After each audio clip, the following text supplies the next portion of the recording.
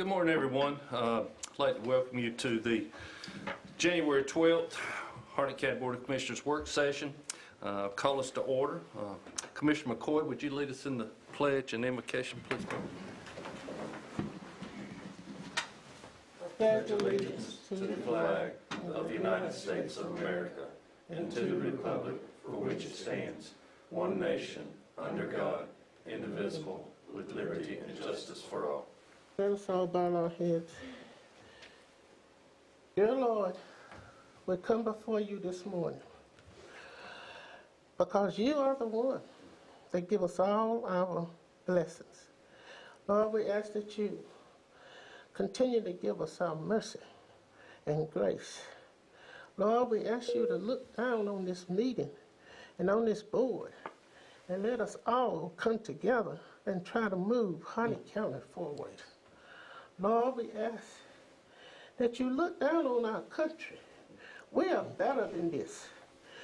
Lord, teach us that we can love each other, even if we have differences with each other. And Lord, I ask you to bless each and every one in this country and let us all come together as a unit to build this country back to where it used to be years ago. This is my prayer, Lord. Amen. Amen. Thank you, Commissioner.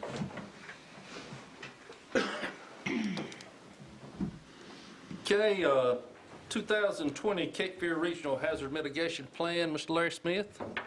Good morning. Good morning. Thank you for the time this morning to discuss this plan. Just a little background on our mitigation plans. FEMA requires that every community, to include all of our municipalities, has a mitigation plan. And basically what this is we take all of our natural hazards that we have, and we have to do a risk analysis of those, and what we can do as a county to try to mitigate some of those hazards. Probably about 7 years ago, the federal government was having a push to regionalize all these plans. So what we did, it's been about 6 years ago when we did the initial plan, we got together with Moore, Chatham, Lee, ourselves, and Johnston County, the 5-county coalition, and we came together to create one plan. What this did for us is it opened us up for some federal dollars to actually get that done. And again, this year for the review of it, the 5-year review and implementation of the plan, the state actually paid for that because we stayed with a regionalized plan. What that'll do for us also, FEMA requires that we have a mitigation plan for any type of reimbursement for a disaster. When we have something like Florence or Matthew that hit us in the last few years, to get some of that money to recoup that, we've got to have a mitigation plan in place to show that we're actually looking at some of the issues we've got. To put this plan together, they brought together not just the 5 counties, but all of our municipalities also. There was representation from all of them. When the plan was completed, we had kind of a laundry list by the county and the municipalities on what they're going to do as far as education to the public, to mitigate some of the issues they may have. Our planning department was part of that also as we went through the process. The plan has already gone up to the state for review and approved, and we just recently received it back from FEMA to approve. But for us to move forward, the board has to adopt that plan as we go along so that we can continue to receive this. There's a lot of grant funding that has come down because of this mitigation plan. The grant money that's come down was part of the river cleanout that's about to happen. The EMPG money, that's the Emergency Management Planning Grant money that we actually run our EM program on. That's some of the money that we see regularly on that. We also have received a bunch of Homeland Security money because of these plans. And once again, it came back. No major changes from the plan 5 years ago, and it went through FEMA process first time around, which is a good deal. That's tough to do, so our team did a really good job with that. So, just any questions that the board may have? Any questions, Mr. Smith? We do appreciate your hard work and the good job you've done on putting this together, and thank you for sharing that with us this morning. Yeah, but before you leave, before he leaves, if y'all don't mind, so he won't have to come back at the end of the meeting, I want him to just tell you a little bit about his partnership with the health department on COVID-19 vaccines. so. Yeah, what we've done, John and I, since the beginning of this, we've been kind of attached at the hip and want to help John and his folks out as much as possible. But what we've done is we've reached out to all of our first responders. That's our fire, law enforcement, EMS folks. We put together a very good spreadsheet of those who wanted to receive the vaccine. We started, I want to say it was actually the week of the New Year break on hitting some of the fire departments. I've got a team that's trained right now. My EMS supervisors have all been trained on how to use the state software. That's the piece that kind of slows things down a little bit. And then also our EMS folks are actually going out and doing the inoculations for our first responders. We're getting about 30 a day as we go out, and this is a travel and road show. We're going to them so that we don't have to inconvenience them. We're going to get probably another 40 done today, and then we'll hit it again tomorrow. Our goal is by mid next week to be able to have taken care of all of our first responders. And then what we're going to do from there is we're going to continue the partnership as we roll into other phases of this. When they start looking at the schools and all that, we're going to continue to be part of that team to help John and his folks as we go through this. So we can make sure that we've got plenty of resources to knock this out as quickly as we possibly can. I just want y'all to know, this is Paula again. It's really good to see the cooperation among the units of government within Harnett County to try to get the vaccine to where it needs to be. So just, that's going to really help speed along the health departments moving into 1B. We'll see that. We're going to help along with that too. So. I have a question. Yes. Why would the teachers fit in the phases of getting the shots? I spoke with Aaron yesterday, the superintendent, a little bit about that, and the health director, and we're working on it. I think they will come next after the first responders and after the. I think they are considered, in my opinion, I have not confirmed this with anybody yet, but they should be part of the 1B essential workers because they have to go to school, they have to do their job. So I think we're trying to fit them in between 1B and 2. And John and I began to have discussions on that the other day on how that's going to happen and trying to get some firm numbers, because what has to happen in this process, we're just not going out to somewhere to give shots. They've got to let us know who wants it. Those individuals have to be uploaded into a data system, and then they'll receive an email, which is kind of a checklist on if they can receive the shot because of health issues and things like that. And then once that's done, we're able to roster them up and actually go out and physically give the shots. And I think we're waiting on numbers back from the school system. They should have them to us, I think, by tomorrow. We're supposed to have their firm numbers of how many they need, how many people want to have the shot. It was offered to everyone, but everyone is not taking it, so. Well, I know everyone is not taking it because in my community, the African-American community, a lot of them are still fearful of the shot. And to that, Ms. McCoy, I'll just say, we are trying to do some kind of educational.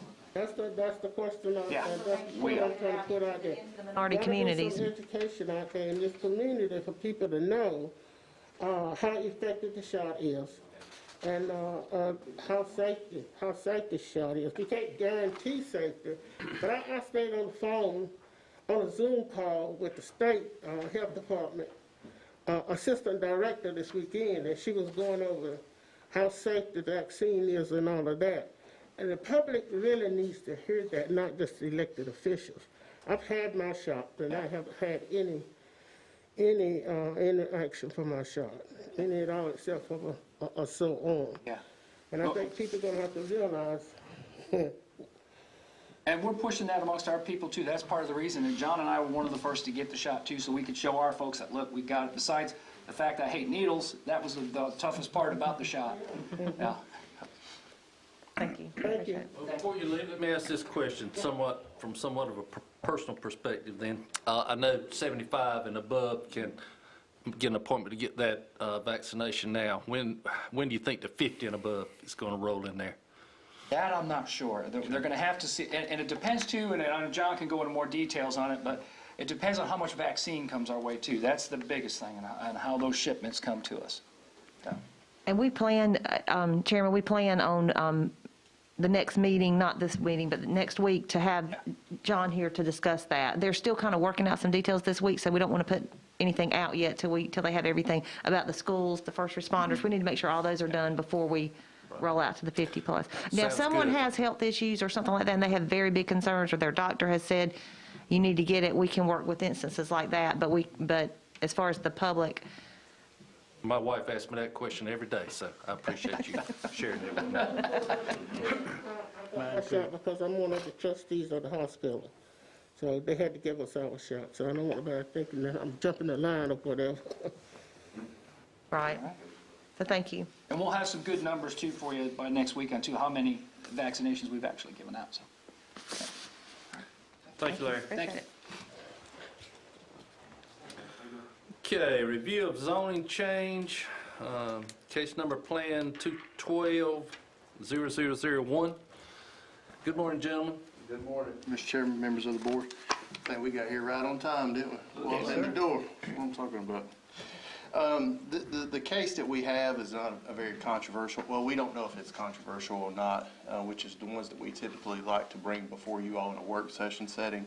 But I think the administration wanted me to bring this case and let you know about it, but also ask you, since we do have 3 new members to the board, exactly, and a new chairman for that matter, exactly what the board would like to see going forward. Do you want to say status quo, where we bring you the ones that we feel like could have some controversy and you could get them at the work session? Or do you just want to go, just take it by, take it as chance and let it, however it flies at the meeting, and obviously you could do your own review for the staff reports and what have you. So be thinking about that. So I'm going to go ahead and talk about the one that we have coming up on Tuesday night, and then we'll revisit that question in a few minutes. But I wanted to kind of put that out there for you. I didn't want to put you dead on the spot with it, so to speak. The one that we have the other night is like I said, it's a simple rezoning. It's on Wade Stevenson Road. It's almost 21 acres, 20 acres. It's obviously going to be a housing development on there. The gentleman's name is Phil Stevenson, who's done Morgan Farm up here. Good project, a local project that's there, and it's only about 15 lots. Like I said, they're rezoning RA40 to RA30, and obviously they would do that to achieve more lots. We didn't have an issue with it, and the planning board didn't have an issue with it as well. They voted 5-0 to approve it, and the reason why it has a slight tad of controversy, I guess you could say, is that we received a pretty long email. You all may have received that email. I know it was sent to everybody. I don't know who got it and who didn't get it, but we'll make sure that if you didn't get it, we'll make sure that you have it before Tuesday night, of course. But it was a gentleman who lived in that area, and he said that, now I was not here at the time when that property was zoned initially, but he said that he wanted to make sure that he goes through just a long line of bullet points of different reasons why the property was originally zoned, why it should stay zoned like this, and all these different things. So after we received that email, we were anticipating having some folks show up at the planning board meeting, but like I said, we didn't have anybody show up. So that's the part that I wanted to make you all aware that is out there, and that you may receive that. And if you hadn't gotten that email, we'll make sure that we at least get it over to Gina or Paula, or make sure that we circle back and make sure that she gets it out to you all as well. But that's it. I mean, that's all that we have for that. We did have another person call who was a person we're familiar with from previous complaints, and he had an issue. He was wondering if it was going to be a mobile home park on the site, and once he found out that it wasn't going to be a mobile home park, which, just for all the new members, we get that question an awful lot. That's a big fear of folks, but we probably hadn't had a new mobile home park in this county in 20 years that I can think of since I've been here. So just keep that out there, I guess you could say. Knock on wood. Yeah, knock on wood. I got a question for you. We have about 250 existing mobile home parks, so we got our fair share already. Yes, sir. Commissioner Johnson, going from RA40 to RA30, how many, if you have to downsize houses to increase on those lots, how many additional houses do you think would be in that development? Have you done that math yet? Based off of Jay Sykes, yes, sir. Based off of it being on septic, and there's just having one way in, and you get a 5,000 square foot reduction for being on public water. I think we figured anywhere from maybe 8 additional houses. 8, 8, okay. yes, sir. But the whole development is 20, would you tell me? Yeah, 15 or 20. 15, 20 lots, so And it's not a big it's a development. 2-lane highway, right? Yes, sir. Significantly increase the traffic in that area? I wouldn't think 15 lots would significantly, not residential lots, 15, 20 lots wouldn't increase the traffic in that area. I wouldn't, I mean, that's, obviously they'll have to apply for a driveway permit through NCDOT, and that'll all be evaluated at that portion of the process, so to speak. But just my experience, I wouldn't think a development of that size would create a real traffic issue in that area. However, they'll probably be required to do, deceleration lane and stuff like that going into the subdivision, I'm sure. Yeah, I know it's just getting crowded everywhere up there. Oh, yeah, well, yeah, it's getting Well, it crowded is. everywhere in Harnett County these days, so we're growing. Thank you, Mark. Any other questions? And this is Paula, back to Mark's original question. Do you want us to bring, what do you want from them? The previous board did want them to bring anything that would be possibly controversial so you could hear that information before the public hearing. So it's kind of up to you. Do you want them to come every time there's a planning or zoning change, or do you just want them to come when there's opposition or questions or things like that? And you can have it either way. We've done it both ways in the past. I mean, I love to come see you guys twice a week. It makes my day every time I come see you. I'm I don't sure have it a problem does. with it. Just I put don't have a some- problem Just with put it. something else on the schedule, does it? I'd say if we've got a zoning change, that it'd be nice to know about it before we get in here. So you're saying everyone? I think so. I mean, that's just my opinion. I would personally say if it's something controversial, I mean, I trust these guys and what's going on. So, I mean, if it's something that's going to bring controversy, bring it to us. And I want to say we have done it where the manager polls the board, and we can let Paula know, and she can, and let the board know, hey, look, this is one that's a slam dunk, we hadn't had anything, and maybe it could be pretty routine. And like I said, you will receive the staff report too, which I know that we haven't done a ton of these together yet so far, but I simply get up here and I read the staff report off to you all, answer all your questions that you have as best I can, and then you open the public hearing and you go from there. So anything that I'm going to tell you up front, I'm going to tell you again straight out of the staff report that you will get beforehand. This is Commissioner Weatherspoon. Other than the email, which I have not seen, have you had any other controversy or any other comments for or against? For this particular case? Yes, sir. Just the one that I mentioned about the Okay. gentleman about the mobile home park. So nobody showed up at the planning board, Nobody that kind showed of up. thing? And bear in mind, we're in the days of COVID, so people aren't very, they're not jumping at the bit to come out and come to a public hearing, where they may just wait till this one, to come. So just keep that in mind. So, but like I said, we hadn't received any other emails. Usually a follow-up. Usually if it, they'll check online and see where the case went, or they'll call and find out how it went at the planning board. If they have a real issue, they'll, come back up again. So, well, they'll call us, but we haven't had that, so. And this is Paul again, just so you know too, you'll probably get phone calls if it's in your district and it's controversial anyway. So, you probably will have some questions to ask at some point when we get more of these. Yeah, that's an excellent point. A lot of times, if it's something that's really controversial, you'll probably already know about it if it's in your jurisdiction. You can ask us. And I've had a lot of commissioners through the years that'll call and say, hey, Mark, what's going on with this particular case, or what's that, before we even get to this setting, so we can fill you in. And feel free to do that. And Mark, if you don't mind, if you'll send them that email. It sounds like most of you did not get it. Okay, I got it, I think. okay. Okay. We'll make sure that everyone has it. All right. Commissioner McCoy, I get some emails from citizens questioning the rezoning and all, and some of them can be a little controversial. So I would like for you to share the information with Paula, and Paula share the information with us, because I don't like answering emails on rezoning unless I have all the facts. Absolutely. And, Absolutely. You should. And that way we have all the facts, and no one can say that we're making sharp decisions without knowing what's going on Because some of this stuff can be very, very controversial. I got an email last week, and it was off the hook. So I would like to know for myself, you know, if a citizen have a complaint about building coming up in, either subdivisions coming up in their community, the whole facts about it, instead of just relying on my own.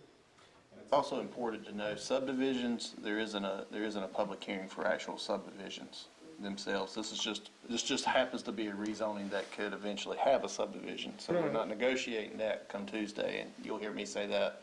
Some of the ones that's been on here for a while, I always stop if we start going down that road. Always bear in mind that the use doesn't matter. You're looking at every use that could happen in RA 30 versus what was existing in RA 40.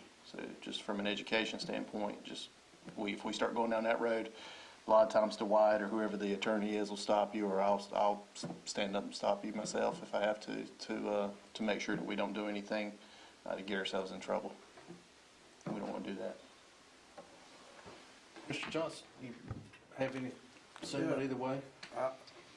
I would like to know about all the zoning changes that come along with it, especially have you come in for the controversial ones, Okay. especially if there's public coming in commenting on it. So I guess two things I've heard is to hear everyone, and then to hear the controversial ones and to slam dunk, so to speak, go through county manager to relay information to us. So anybody want to issue a strong stance on which one we do? So somewhere in the middle of that? I'm fine with what Commissioner McCoy proposed as far as, running them through Barbara. And, I mean, obviously, we're going to hear the controversial ones. But, I mean, the ones that are, just something that they can handle themselves, I mean, I don't want to. Mr. Witherspoon, you okay with that? Yeah, that's Okay, fine. we'll proceed there. Okay, thank you. I appreciate that. And this isn't written in stone if we get to a situation, and it does happen where you have several that will change and do something different. All right. Thank So y'all. do you want me to wait around for the legislative stuff, or do you want me No, to call in? you can just call in and listen, and if we need you, we'll text you. Okay, All right. sounds good. Thank y'all. Take care. Good to see you. Thank you. Mark, Jay.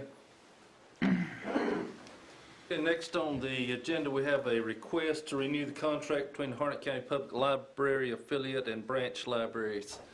Ms. McCauley, is she coming? Or you going to present She's that? coming. No, she's Okay. coming. There Here she is. Good morning. Good morning. How are you guys this morning? Doing well. Hope you are. I am. Thank you very much. It's nice to see you all. Some of you are some new faces for me, and I guess I am for you as well. Which brings me to part of why I want to say some of the things I'm going to say today. I feel like the library system is a little different than the typical library system in North Carolina. We have an interlocal agreement that is due to be renewed and approved by you. But I feel like it's important that you understand what you're actually renewing. So if you could just bear with me, I'll try to make this as brief as possible and kind of give you a quick lesson on how Harnett County Library System works. So the Harnett County Library System is comprised of a main library, 2 branch libraries, which is Boone Trail and Anderson Creek, and 4 affiliate libraries, which are located in Coates, Earl, and Andrew, and Dunn. And our interlocal agreement that is up for approval establishes the framework and the relationship between the county and the municipalities of Dunn, Coates, Earl, and Andrew. And again, that is up for renewal. But to better understand this agreement, I think it may be very important for you to understand kind of how our unique library system works, as well as the operational nature of other public libraries in North Carolina. So the majority of library systems in North Carolina fall into one of 3 categories. We have integrated county library systems. That's the most common library system. An example of that system would be Cumberland and Wake, where you have one main library, and then all the other libraries in that county are completely and fully county funded. There are 53 of those libraries in North Carolina. The second type of system is a regional library system, and these are usually located in rural areas of North Carolina, where the counties are really small. So a group of counties will get together and they'll pool their resources and they'll become a system as one, and they share their resources. They do receive state funds and they're recognized by the state. There are 12 of those in Harnett County. An example would be Appalachian Regional, which includes Ashe, Wilkes, and Watauga County. The population of those three counties together is about the same as Harnett County. So they're smart, they pool their resources, and that works for them in those areas. And the third kind of library system we have in North Carolina is the least common, and it's a standalone municipal library. There are only 11 in the state, and they're a standalone library that have met specific guidelines that are recognizable by the state so that they can receive state funds. It's very difficult for municipal libraries to stand alone because they're very expensive to operate. Their per capita expenditures or exceed like by 3 times the amount what a county would spend on those types of expenditures. So that gets me to Harnett County. Where does Harnett County fall in that? We don't fall into any of those categories, but we more closely fall into the county system. But what makes us different is that our affiliate libraries are not fully funded by the county. They do still maintain some expenditures. And I want to go into that just a little bit. First of all, we do have 2 branch libraries. That's an offshoot of the main library. We have the Anderson Creek Primary Library, Anderson Creek Primary Public Library, which operates out of Anderson Creek Primary School Media Center.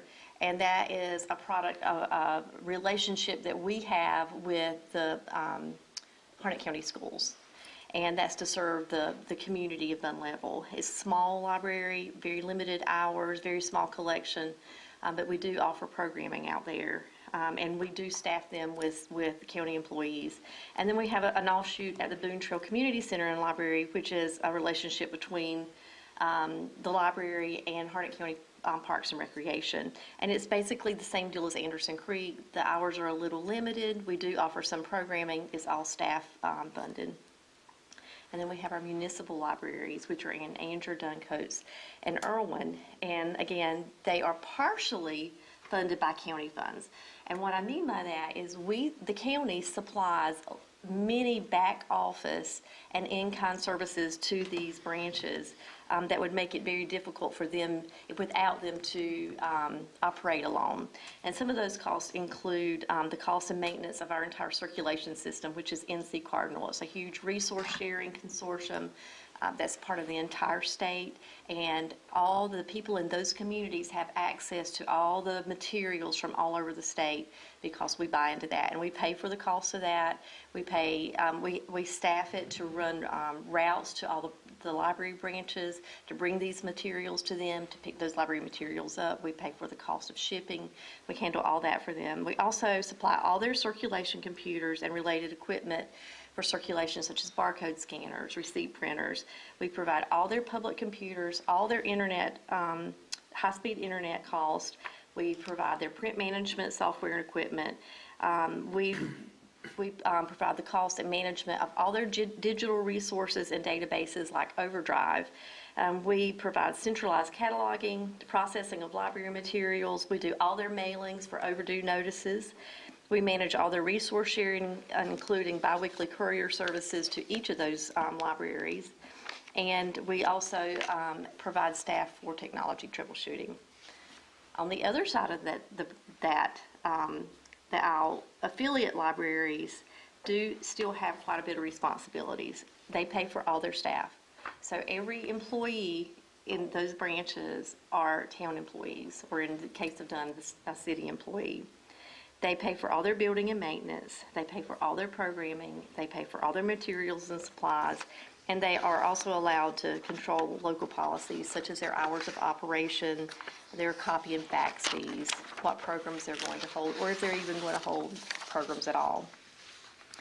So in 2017, the Harnett County Mayor's Committee, of which Vice Chair Witherspoon, you were a part of that, you presented a set of priorities to the county commissioners, and one of those priorities was to establish a single county-operated library system to unify county operations in order to improve access to library services for all of our residents.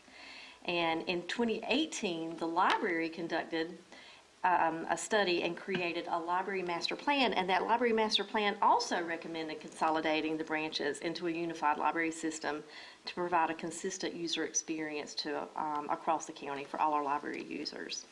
So we were very proactive on moving forward with what we could do about that, and incorporated in that were actions in which we went out to the municipal branches and we talked to the staff there, found out what their needs were.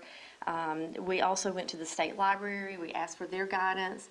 We also talked to other library systems who had gone through the process of consolidating, because at some point they all integrated. The ones that our county systems integrated, they weren't just born that way. They all became that over the years. And what we learned was that salaries, collection needs, program potential, and general operations for each of those affiliate libraries, they varied. They were all considered and they all varied. And we learned that some branches were in more need of some of these things, such especially staffing and programming, than others. We also learned that no town was against the consolidation. However, some were more interested than others because of various reasons. It was determined that while it would take a bit of work and funding, the benefits could potentially outweigh the expense, but there was an expense to do that. So later that year, county staff presented a consolidation plan and budget, and we presented it to the board for consideration. The total cost to consolidate at that time, which was going on that year's budget, was to be a little over $927,000 to bring in those 4 affiliate libraries. And I think it's important to know that about 84% of that was for staff salaries, because some of our branches are severely understaffed. We have one library that has 1 employee. If that employee is sick or her family is sick, the library closes and that community gets no library services until she comes back. And that has created all kinds of problems during this COVID epidemic because she's been quarantined a couple of times. Simply unfair to that community. So we presented this plan to the board, and they were very open-minded to the idea of consolidating, but they wanted a plan. They gave us some ideas. They would like a plan in which each municipality would pay the county to absorb their library. They also felt that the town of Lillington should also contribute to the county library system, because the main branch is here in Lillington, and at that time we weren't receiving anything from the town of Lillington. On that note, however, I will say that in years past, Lillington had contributed 25% of their net profits from ABC funds. That had temporarily stopped because they had a new building and they were paying off that building. But an update on that is that was reinstated this year, and we are now receiving 25% of Lillington's ABC net profits. This year we received a check for $53,000 from the town of Lillington. So some pros on doing it that way is that, and this was brought out from the previous board, is if you give these municipalities some responsibility, it also gives them buy-in. And it also, and probably more importantly, offsets the cost for the county, because that is a considerable cost. So we developed a funding formula that was based on population that would fairly distribute the cost. That was the only way that we could figure out a fair way to do that. The con on doing it that way, however, is that presents a challenge to maintain equity for libraries operating in unincorporated areas of Harnett County, which would be Boone Trail, Anderson Creek, potentially Ben Haven once we get that project going, and the much-needed Western Harnett Library, which we hope will be in our near future. That will be very difficult to figure out how we're going to pull them into a population formula when there's nothing incorporated. So while consolidation is most certainly a step in the right direction for providing fair and equitable library services and resources to all Harnett County citizens, funding does present a roadblock that is made even more uncertain by our current situation and revenue picture created by COVID-19. But our question to you is, are you interested in moving forward with the discussions of consolidation? Of course, that is not a decision we're trying to make today. We are just trying to approach this conversation as it has been approached in the past and just get a feel for how this board feels about that and what your priorities might be concerning consolidating our system. And if you are, we would like to know what your wishes are, what your parameters are, what would your expectations be so that we can begin work on that. But in the meantime, we still need to get the interlocal agreement that you have before you signed, because that is required by the state to have in place for us to continue to receive state aid, which is a considerable part of our budget. We need to have that signed, and then anything that we do moving forward would just simply replace that document. If we decide to consolidate, then a consolidation agreement would replace that document at some point. So that's what I have for you today. I hope I didn't overwhelm you with too much information there, because it is kind of, it is an atypical system. It doesn't typically work this way. And most people, when you try to explain that to them, they kind of glaze over in about 3 minutes in.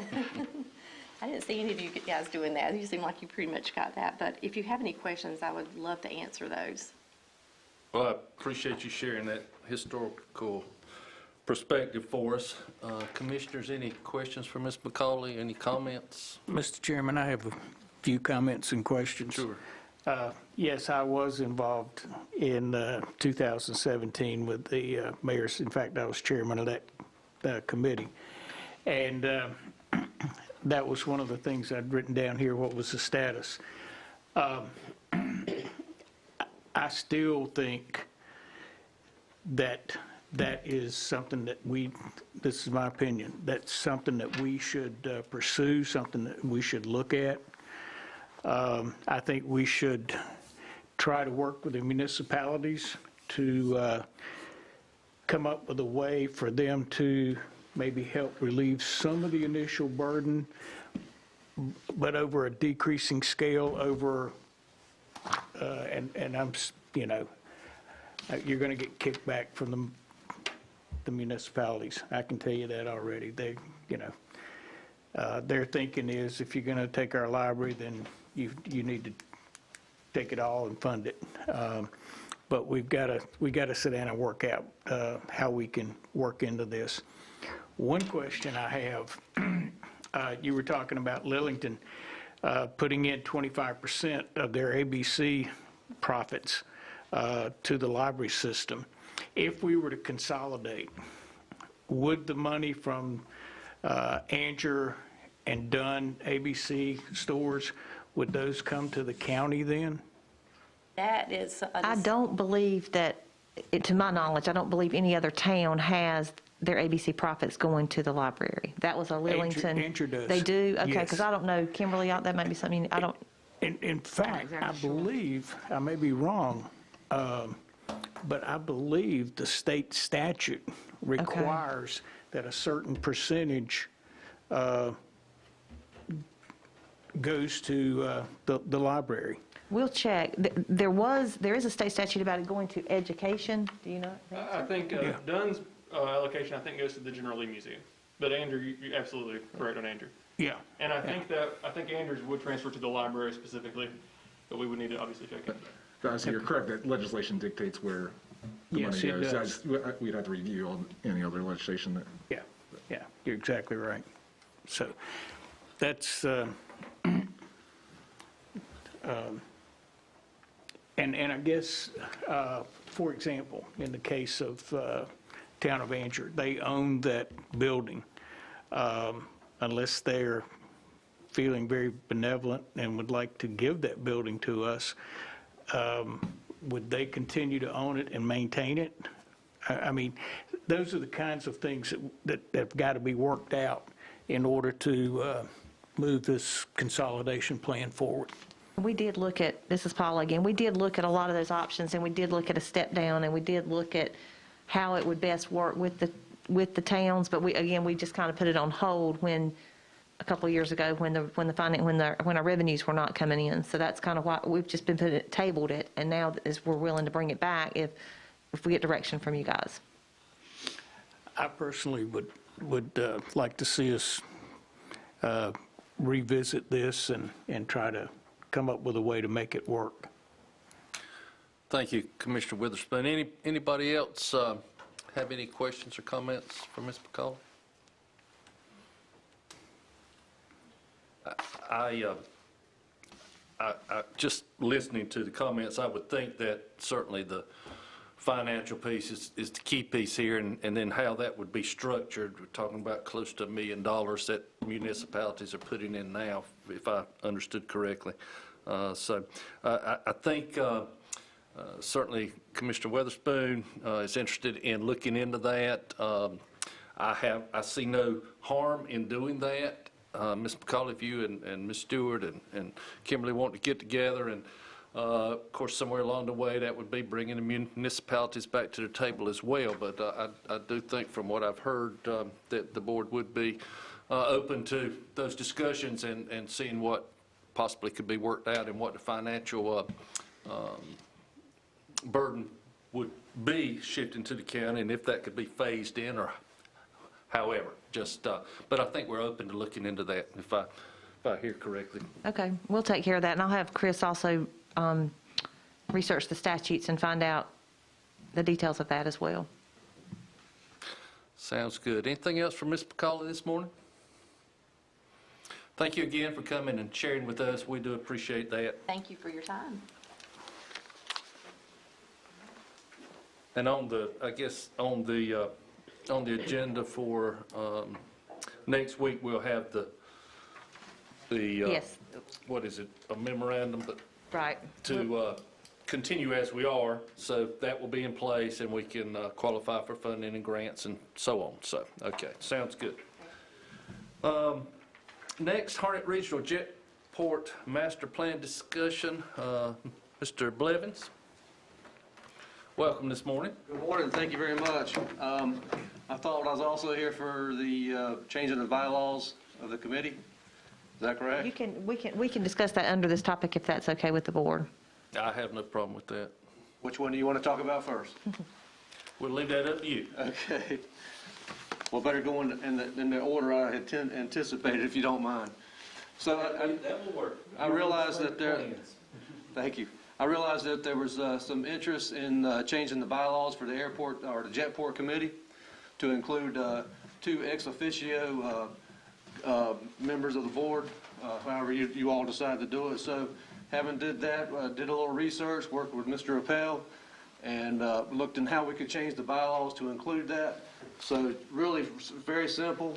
The board, it shows an interest. We draft a letter to go to the committee as part of the bylaws and inform them of what's going on, so 2 weeks notice. And then they either approve or they don't, but I mean, you give them notice, and then at the next board meeting, if you so desire, you would vote to have those 2 positions added. So it's really simple. Mr. Appel told me that he'd help draft the letter to the Jetport committee. Excuse me. I've talked to the chairman. The chairman is fine with, moving forward. So we're at that point. It's that simple. Thank you for looking into that. I do know we had an interest in that when we were talking about appointments to the various committees. So do I hear any opposition to continuing down that path? Okay. Sounds good. Thank you for your work on that, Mr. Blevins, Mr. Appel. Outstanding. So master plan update. It is a ongoing task. In fact, I'm meeting today. We have a master plan work authorization drafted. It's at DOA. DOA has some questions. So the process generally is through our consultants, we ask them to draft an authorization to do the work of a master plan or any project, DOA project. They draft the work authorization, and then we negotiate back and forth with DOA. DOA has to sign off on it. In this case, they have shown some reluctance at the cost of the NPA or the master plan, and it's a matter of negotiation. So they're saying we're a little over cost of the work authorization, so we're trying to negotiate this back and forth. And in fact, I have a meeting today, at 12 o'clock today. And we'll try to work out that negotiation piece. The problem with the master plan, and it's on the draft CIP recommendation. And so it's going to come hot and heavy, as I think we've discussed with several members. In this particular instance, there's expiring funds associated with the first portion of this master plan.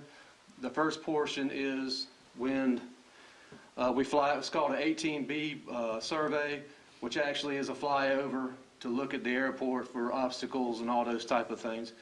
And that has to be done before the deadline of this grant, which is 4/30. So we're really pushed for time. So our plan is, with the board and the manager's permission, is to possibly do an add-on.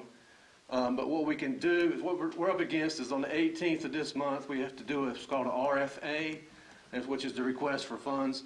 And that has to be in by the 18th, but we can submit a blank, unsigned work authorization.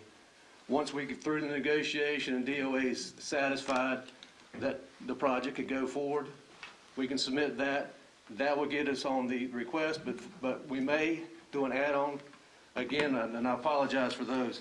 But the add-on for the 19th meeting to approve the work authorization, if we get it finalized within the next 2 days, which I'm pretty confident we will. It's a process you have to go through. Once we do the negotiation and DOA signs off, verbally, then I draft a record of negotiation. And then I submit that to them, and they sign off on that. It's a backwards process that DOA does. It's just the way the FAA requires it. But anyway, so the update is that you will see that coming through, and hopefully we can get it to the board on the 19th in order to give notice to proceed to the people flying the 18B survey. And so from that point, it's still a 2-year process, but we have to get those expiring funds out of the way because you don't want to lose those dollars. I mean, that's the way to throw away dollars, and we don't want to do it. So the bottom line is you'll see a rush. If we get it in by the 18th and to the board by the 19th, we will move forward with the whole project. The whole project will come up. It'll actually be just a portion of this that we're rushing, but it'll be the entire project, the work authorization, which right now is at $424,000, which is a 10% match through our funds. Is there any questions? Any questions for Mr. Blevins? A little confused. It is confusing, ma'am, I agree. But I know we was talking about the hub and all of that. Does all of this include the hub? The new hub that we was on? No, ma'am. So that's a good question, though. So let me back up and reiterate. So the master plan is a way for it's required. The master plan is a way for the FAA to approve future development. So the master plan will look at options that we currently have, and then also look at alternatives. For example, there's been interest to build on the other side of the runway, the east side of the runway. Okay. There's no infrastructure over there. So we'll assess that during the master plan. That will set up the funds available through the airport improvement plan through the FAA.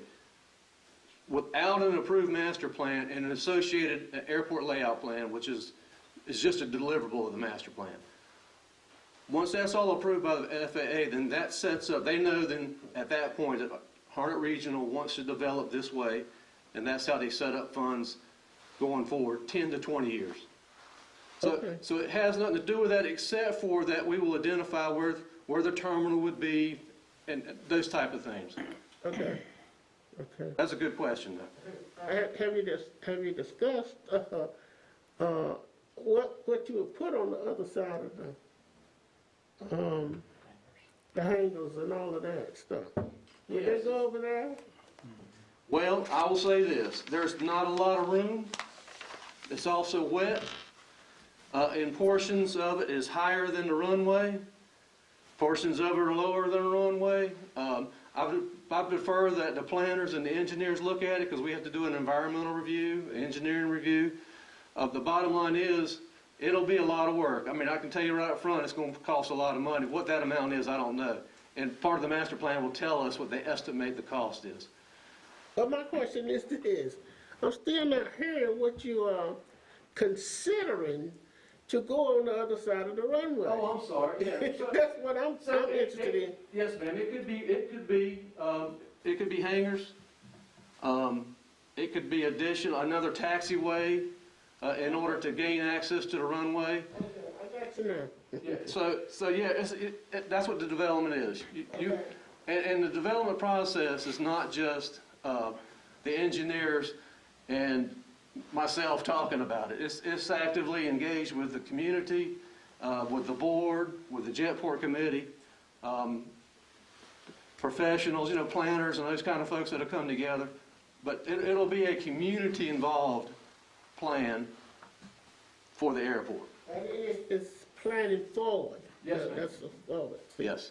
Now I understand what you're saying, but I couldn't understand that. We have come before the board on multiple occasions to update master plans that we've done. This is just one more of them that needs to be done. Okay, I got you.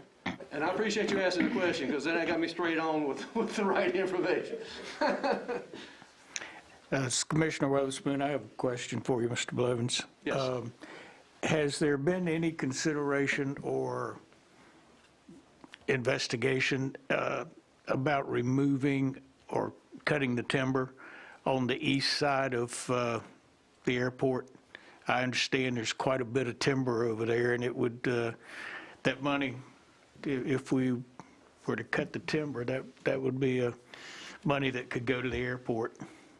Okay, so I'm glad you brought that up. So I want to say almost 2 years ago, the General Assembly approved DOT to cut trees on that borrow pit, and the trees on the property are included, on our property, the county's property, are included in that in order to make room for the AWAS, 1,000 feet around it. Right. And I actually have a meeting today to discuss how they plan to proceed with it.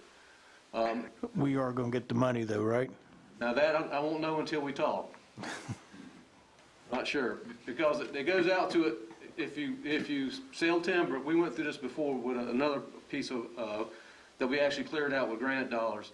You have to go through a formal RFP and all those things in order to, you'd have to advertise in order to do it. So I will find that out today though. Okay, thank you.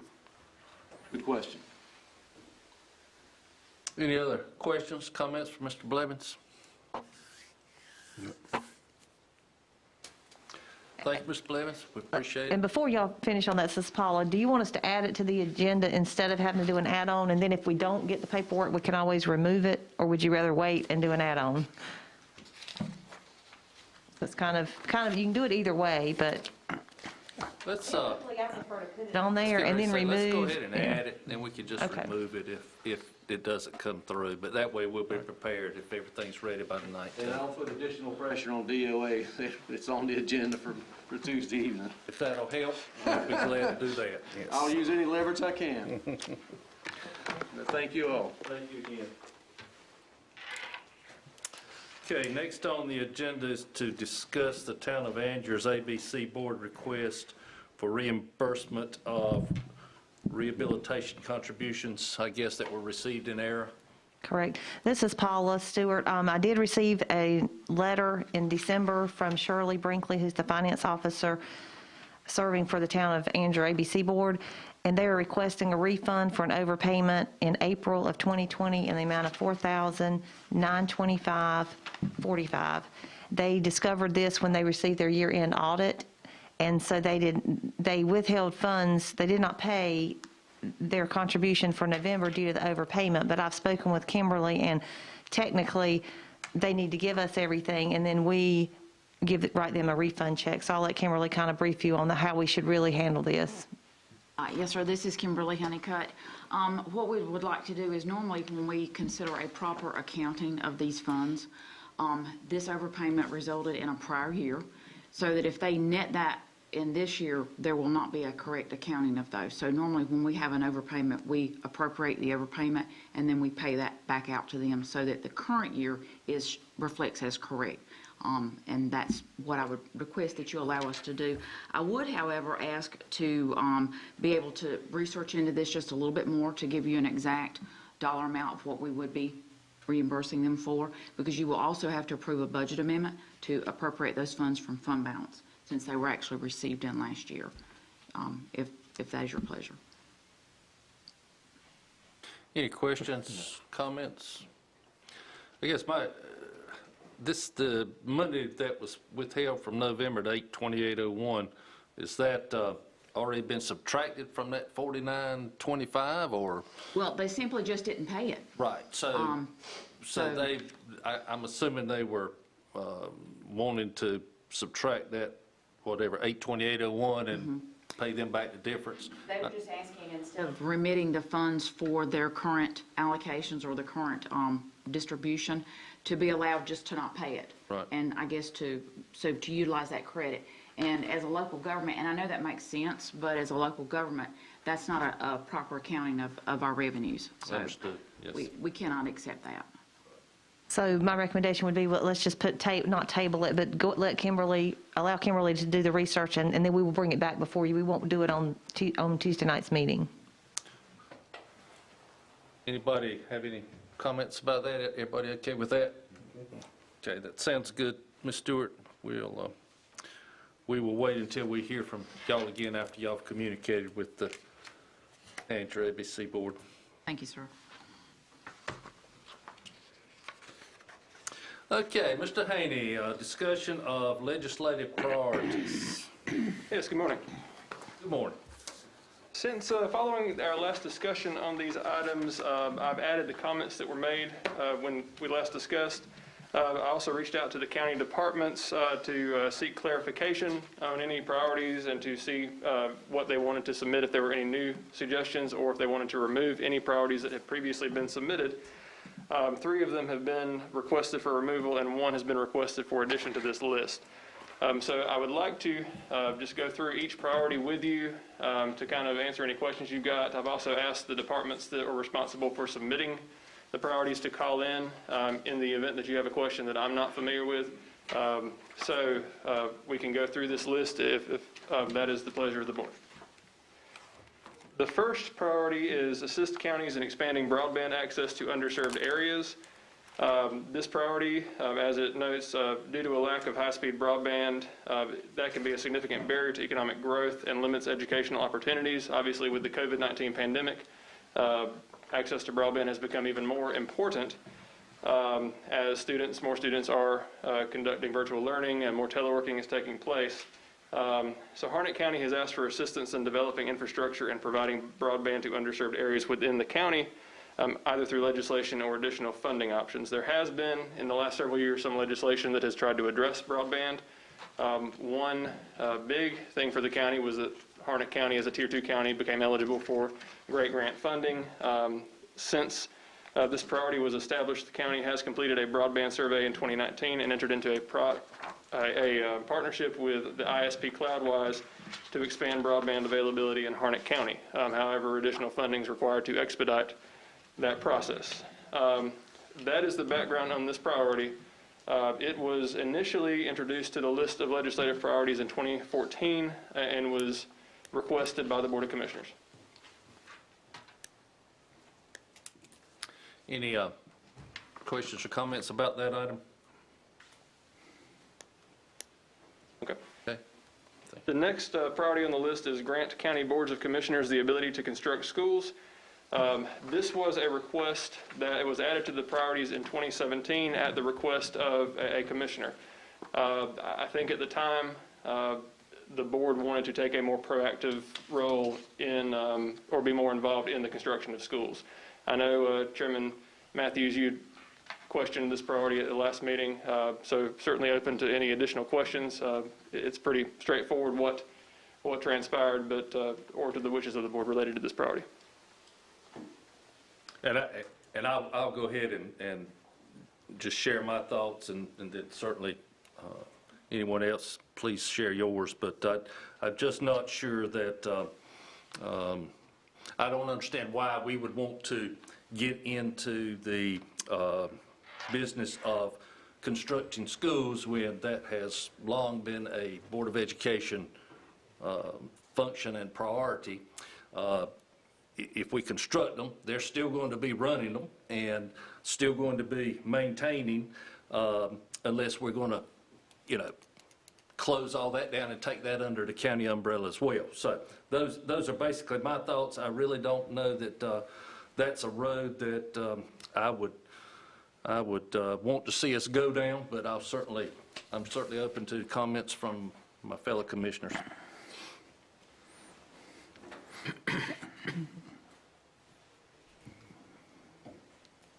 I'm in agreement with you, Mr. Matthews. I don't think that's something, we've got enough issues that we need to concern ourselves with. We don't need to take on that. Johnson, I would be in agreement with that. I don't think we got the expertise or the time to undertake a major project like that. Commissioner Nickel, I'll agree as well. I believe the Board of Education, that's a role for them to assume. Obviously, we can be there for input, and I definitely do want to work on the relationship between our board and the Board of Education, the school board, and hopefully we can definitely work together. But I definitely see that as a role that they should take the lead on. Before you have any thoughts? Well, my thoughts are this. I think that put on the agenda for legislative priorities because of funding for the schools. And I agree with the gentleman over there that if we have more cooperation from the school board, shared more information with the county commissioners, I think that's something we could live with. But in the past, we have not been getting the correct information, especially with funding, building these schools. And it is a priority for this county to build schools.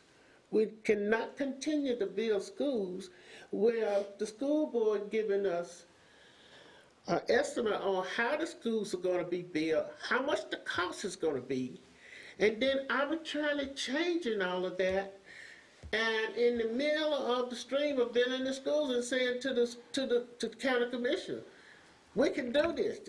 This is something that we have priority over and something that we control. Building schools is a priority, but we all have to work together in order to find the money. I know the state gives us money, but it's still some money that we are responsible for as a county to build these schools, because we need these schools.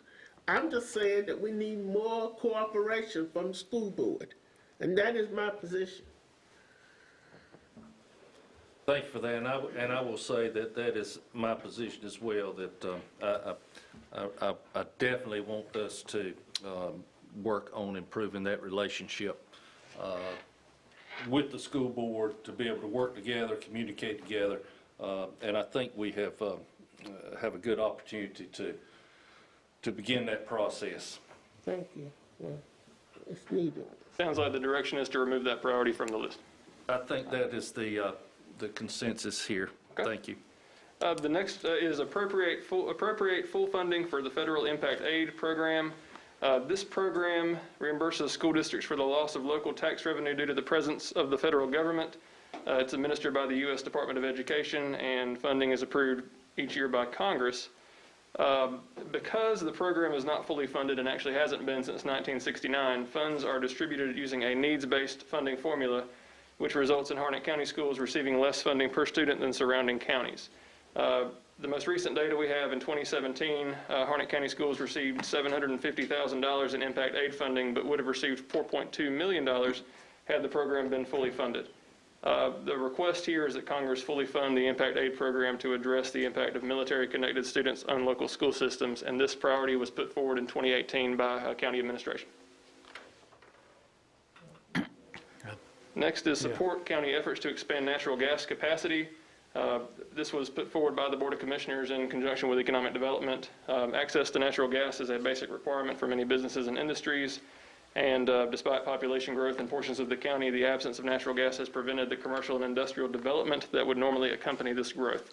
The board has historically asked for assistance in identifying opportunities to expand natural gas capacity throughout the county through public-private partnerships. We definitely need that. Okay. Yeah, I think we're all on board with that. Thank you. Sounds good. Next is supporting the county's efforts to enhance Harnett Regional Jetport. The jetport is an economic engine for the county. In the past decade, the county has rehabbed the runways and taxiways and improved the apron, taxiways and runways to accommodate larger aircraft to expand the airport's aviation and economic capabilities. Harnett County is preparing to make additional investments in the jetport in the form of additional and improved lighting, apron expansion, and a badly needed new terminal and side improvements. This asks for further assistance that may be available to offset these costs to make additional enhancements in the future. This was added in 2020 at the request of General Services. I agree with this because it's important for economic development here. Absolutely, I agree. Yes. Next is continued support of construction of a 4-lane highway into Wake County.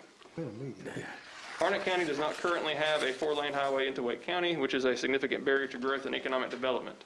US 401 is a natural candidate to be widened to 4 lanes, as is NC 55. The county has sought funding for this project with little success and asked for any assistance that may be available. Harnett County Development Services asked for assistance in getting Campo to study these corridors through the provision of state planning and research funds. This was initially added in 2015 at the request of the Board of Commissioners. I think this needs to move forward. Next is require accurate county assignment of sales tax for delivered goods. Harnett County loses sales tax revenue due to vendors not properly designating the county as a location for delivery of goods due to the significant portion of the county with zip codes which are shared with surrounding counties, such as Holly Springs, Sanford, Fuquay.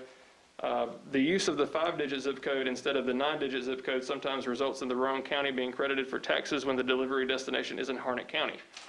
This is particularly important when it comes to building materials being delivered to site for new construction and resident shopping online. Obviously, there's been a lot more online shopping during the pandemic, and some of the county's most rapidly growing areas fall into other zip codes.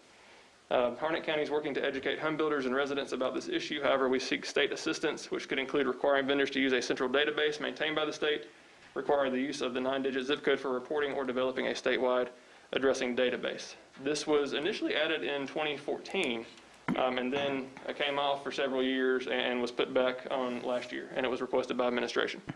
I think this, Commissioner Weatherspoon, I think we have a real problem here.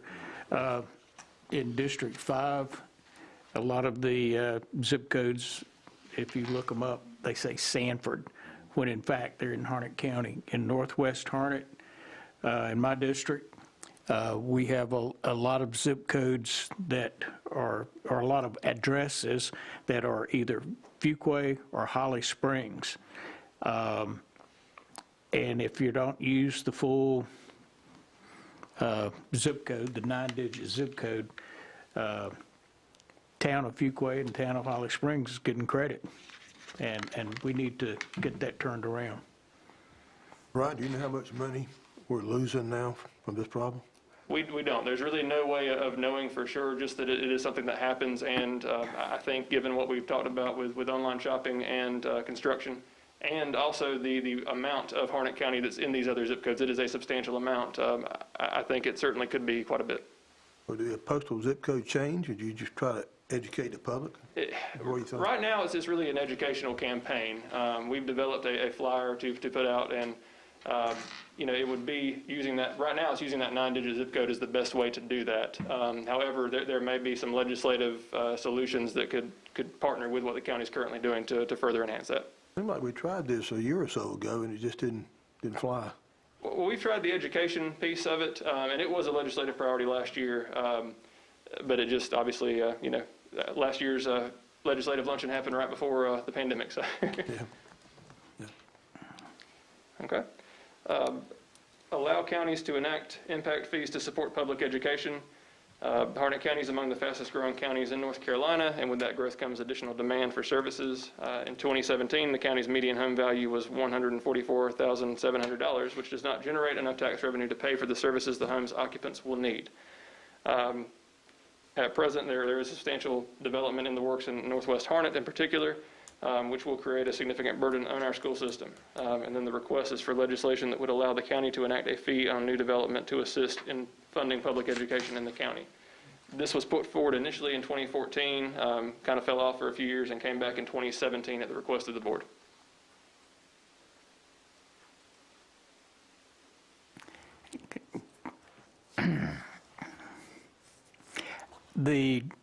If I understand correctly, the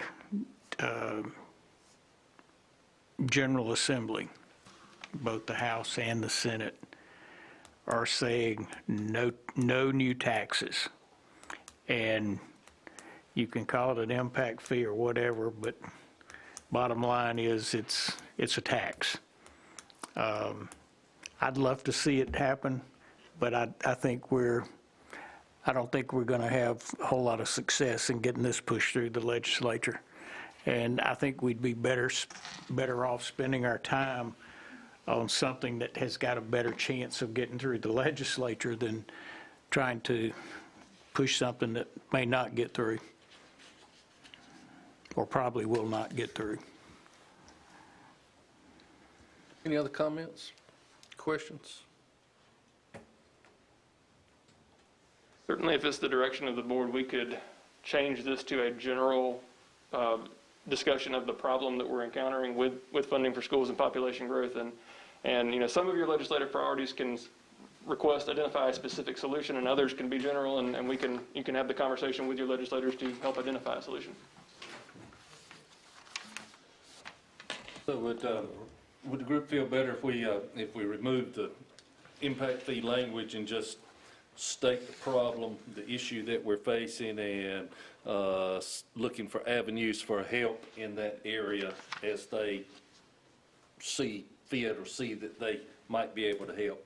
Everybody, okay, everybody feel good about that? Yeah. Let's do that, Brian. Okay. Next is give school systems the flexibility in establishing their K-12 calendars. This would give school systems the ability to align the K-12 calendar with local community colleges, which would allow for more opportunities for high school students to take advantage of opportunities for higher education. This was added in 2019 at the request of the board. I have reached out to Superintendent Fleming, and he said this is still a priority of the school system. Next. Everybody okay with that? Yeah. Next is provide funding to help counties implement school security measures. Few schools across the state were built with modern security needs in mind. The cost to modify schools to address present-day threats is substantial. Harnett County Emergency Services has surveyed each of the county schools and presented recommendations for safety priorities. The school system included $1.4 million for school security measures in their FY21 budget request, and this request asked for additional funding to help make schools safer for teachers and students. This was added in 2019 at the request of the board, and again, I reached out to Superintendent Fleming, and he said these measures are still a priority. I agree. Okay.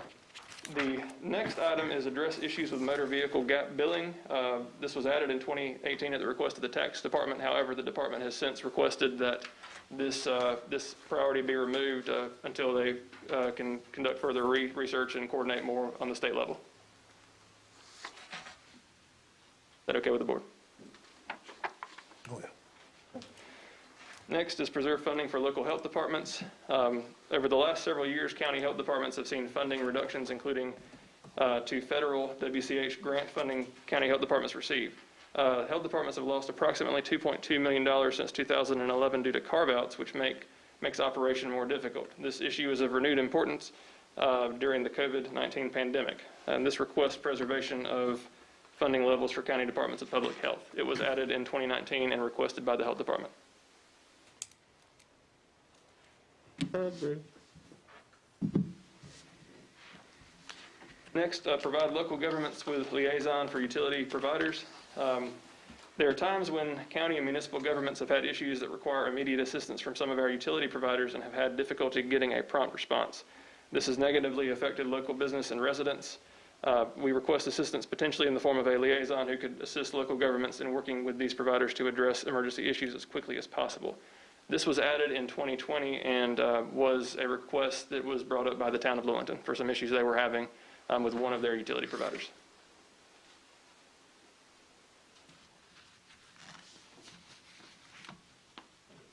Any comments or questions about that? Don't most of the utilities have a government liaison? I believe most of them do. We have one of our government liaisons with one of our utilities that has that inquired after this was first presented, and I made it clear that they were not the one that was being talked about. But it was some specific issues the town of Lewington was experiencing with one specific provider. And they reached out to one of our state representatives and received a call back immediately following that. But they were not successful in doing that on their own. So I guess the question would be, so has this issue been resolved, or is it still an issue? I think it may still be an issue for that town, but it may be a matter of connecting them with our state representatives directly rather than putting it forward as a general priority. If that's all right with the board. I'd say remove it. Thank you. Everybody in favor of doing that? Taking this off and putting that individual situation, putting them in contact with our representatives and senators to try to work through that individually. Okay. Sounds good. And I'll say that there is one utility that keeps the lights on, that they do an excellent job. Yes, that is not the one in question. Yeah, I'm sure. Correct. Next is lower the DOT road takeover threshold to 60 to 65% build out.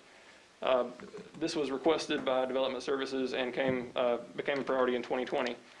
When a property is developed into a subdivision, the county requires the developer to build the roads to DOT specifications with the intent that DOT will assume maintenance of the roads soon after most of the building is done. As it stands, DOT requires that 75% of homes in a subdivision be occupied before the developer can petition to have the roads taken over. This sometimes results in the developer pulling out of the project before roads can be taken over, which creates issues for homeowners in the subdivision. Harnett County Development Services requests that the threshold be lowered and changed to 60 to 65% build out, and that occupancy not be a requirement, since this is not enforceable at the county level.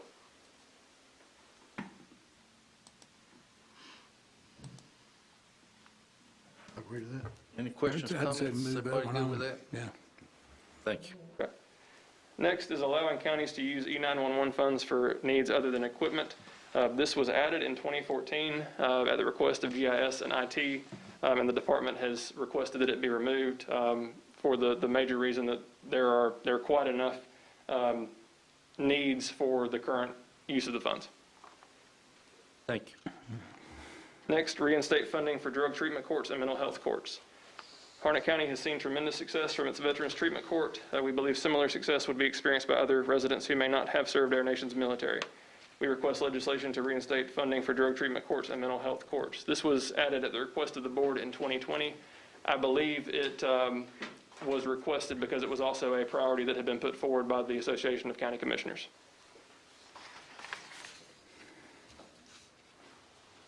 Any thoughts on that?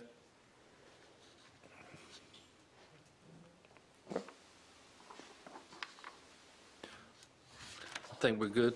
Okay. You know, obviously we have some questions about what we currently have in place, but I don't hear any opposition to leaving this on at the present time, so we can move forward. Next, enhanced funding of water and wastewater extensions for counties. This was requested and added in 2020 by Economic Development, and I've reached out to both Economic Development and Harnett Regional Water, and they have both asked that this be removed at this time until the county has a more specific ask related to this issue. Next, the next three have been requested by Harnett County Emergency Services, so I will go through them. Support legislation to assist firefighters who contract disease related to service. Previously, House Bill 466 would expand the list of cancers covered as occupational diseases for firefighters' death benefits from 3 to 7 and appropriate funds to cover the additional death benefits. Another previous bill, House Bill 520, expanded the types of cancers that are considered occupational diseases for firefighters and covered by by the Workers' Compensation Act. Emergency Services requests support of this initiative along with, and that it be accompanied by an appropriation of a dedicated funding stream so that it won't negatively affect county budgets. I have a question on that. You're talking about cancer here. Yes, ma'am. What about COVID? No, ma'am, not COVID. This was a priority that was added in 2020 prior to the pandemic had added. Yes, ma'am. And I think... my question is, I know it'll be difficult to change this right now, but I do know that firefighters are experiencing COVID in the state. And my understanding of this disease that people can live with it for the rest of their lives. So I don't know what it could be changed or not to be added there, but I think it's a serious issue. And it's just, to me, it's just as serious as cancer. Because it destroys the lungs. So, you know, we may not can't do it this year, but maybe next year we might consider adding that to this clause here. I would anticipate that as we move past and beyond the pandemic, that as more of those issues come to light, that will probably be a broader discussion well beyond, you know, Harnett County at the state and federal levels probably. So I think there's probably more to come on that. But this issue specifically deals with cancer, and it relates to two bills that were introduced during the last session. Okay, I understand that. I'm talking about for the future. Yes, ma'am.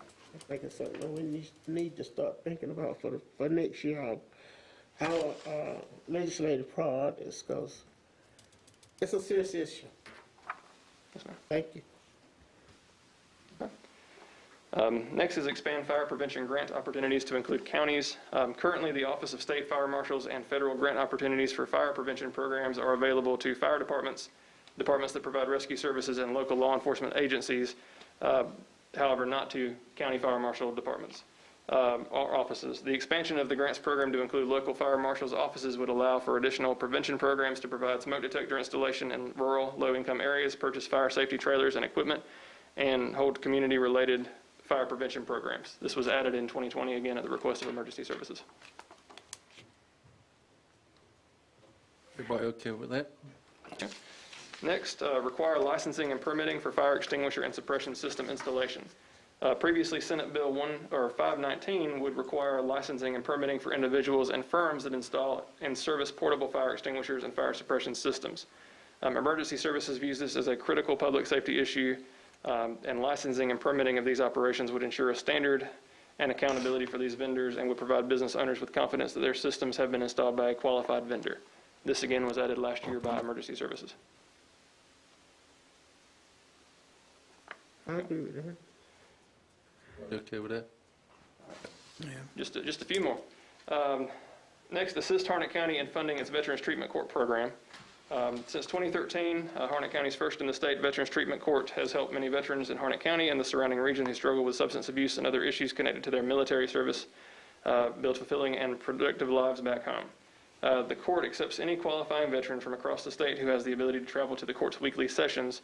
The court has been able to provide this service through federal grants. However, grant funding is increasingly difficult to obtain, and this request asks for additional support of this program that provides services to veterans in Harnett County and across the state.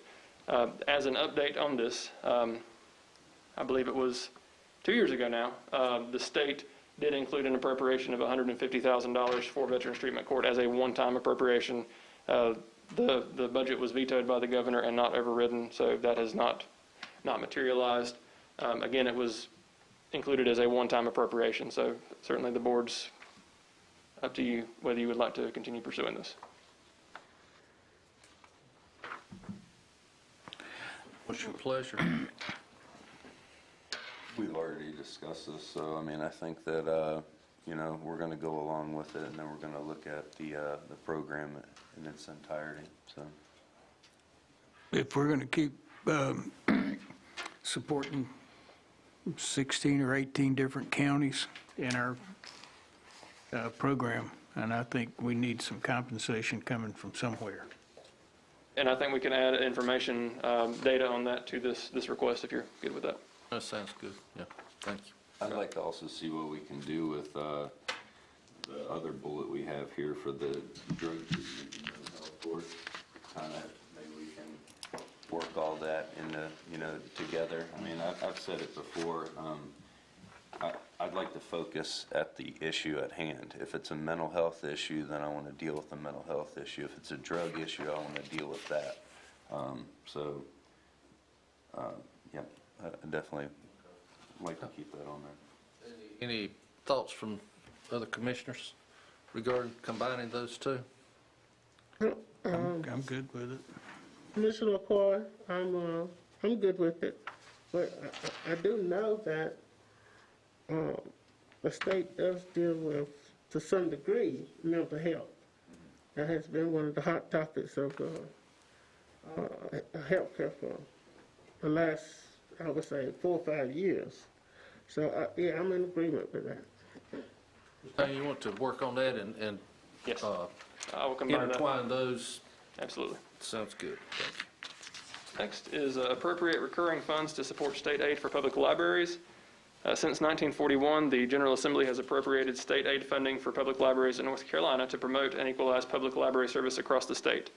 The Harnett County Public Library requests the restoration of state aid funding of public libraries to pre-2011 levels of $15.7 million in recurring funding, as well as the elimination of special provisions that distribute state aid outside of the equitable formula developed by the State Library Commission. The library also requests the appropriation of $500,000 in recurring funding to the NC Kids Digital Library. Launched in 2017, NC Kids is a statewide ebook consortium that includes more than 37,000 ebooks, audiobooks, and streaming videos for children that align with North Carolina's summer reading program initiatives. This actually was initially a priority in 2014, fell off the list, and was added back at the request of the library in 2019. Any comments on that? I'd like to, this is Commissioner Weatherspoon, one thing along this same line, and this would not be a legislative priority. I think it's something we should talk to our local legislative delegation about, a local bill to funding to help the consolidation of the libraries in Harnett County. At least we ought to talk to them about it. This is a budget year, and it starts in the Senate, so maybe we need to approach Senator Bergen to start with. And you would like to have that discussion outside of the priority process? Yeah, Okay. yeah. That may be something, and when we do our legislative luncheon, we could talk about, or we may not want to bring it up to the whole, well, we bring it up to the state legislative delegation anyway. Okay. Any other thoughts, comments? Everybody good with that? Okay, and finally, we did receive one new request from Harnett County Soil and Water to increase the appropriation to the Agricultural Development and Farmland Preservation Trust Fund. This is a state priority. The Agricultural Development and Farmland Preservation Trust Fund provides payments to families for placing conservation easements on their property while still allowing the land to be used for agricultural and timber production. Due to limited funding for the program, projects have been turned down or have been only partially funded. Harnett County Soil and Water Conservation District requests increasing the annual appropriation to ADFP from $4.3 million to $6 million. The NCDA Farmland Preservation Office believes this appropriation will better equip the program based on statewide applications. And I know one goal of this program is to keep farmland in agricultural use rather than sold for development and other things. I'll go along with that. Yep. Good with that? Okay. Good with that, thank you. Well, thank you for your attention and your patience. I guess going forward, I will make revisions. I'd be happy to go ahead and send you out a copy of the revisions prior to the next meeting. The question I have for you is, do you want to present these priorities as the list? Would you like to rank them? What we've typically done is asked each commissioner to rank their top 5 and then with each one weighted higher than two, et cetera, and then to take, calculate those numbers and provide a list of your top 5 or 6. So it's up to the board how you would like to proceed with that this year. Does that sound good to everybody? Yeah, do top 5. Okay. What I'll do, if it's okay, is go ahead and send you a email revision of this and just ask you to go ahead and make that ranking, and then at your next meeting, we'll have the ranking to present for you for approval. Sounds good. All right. Thank you very much.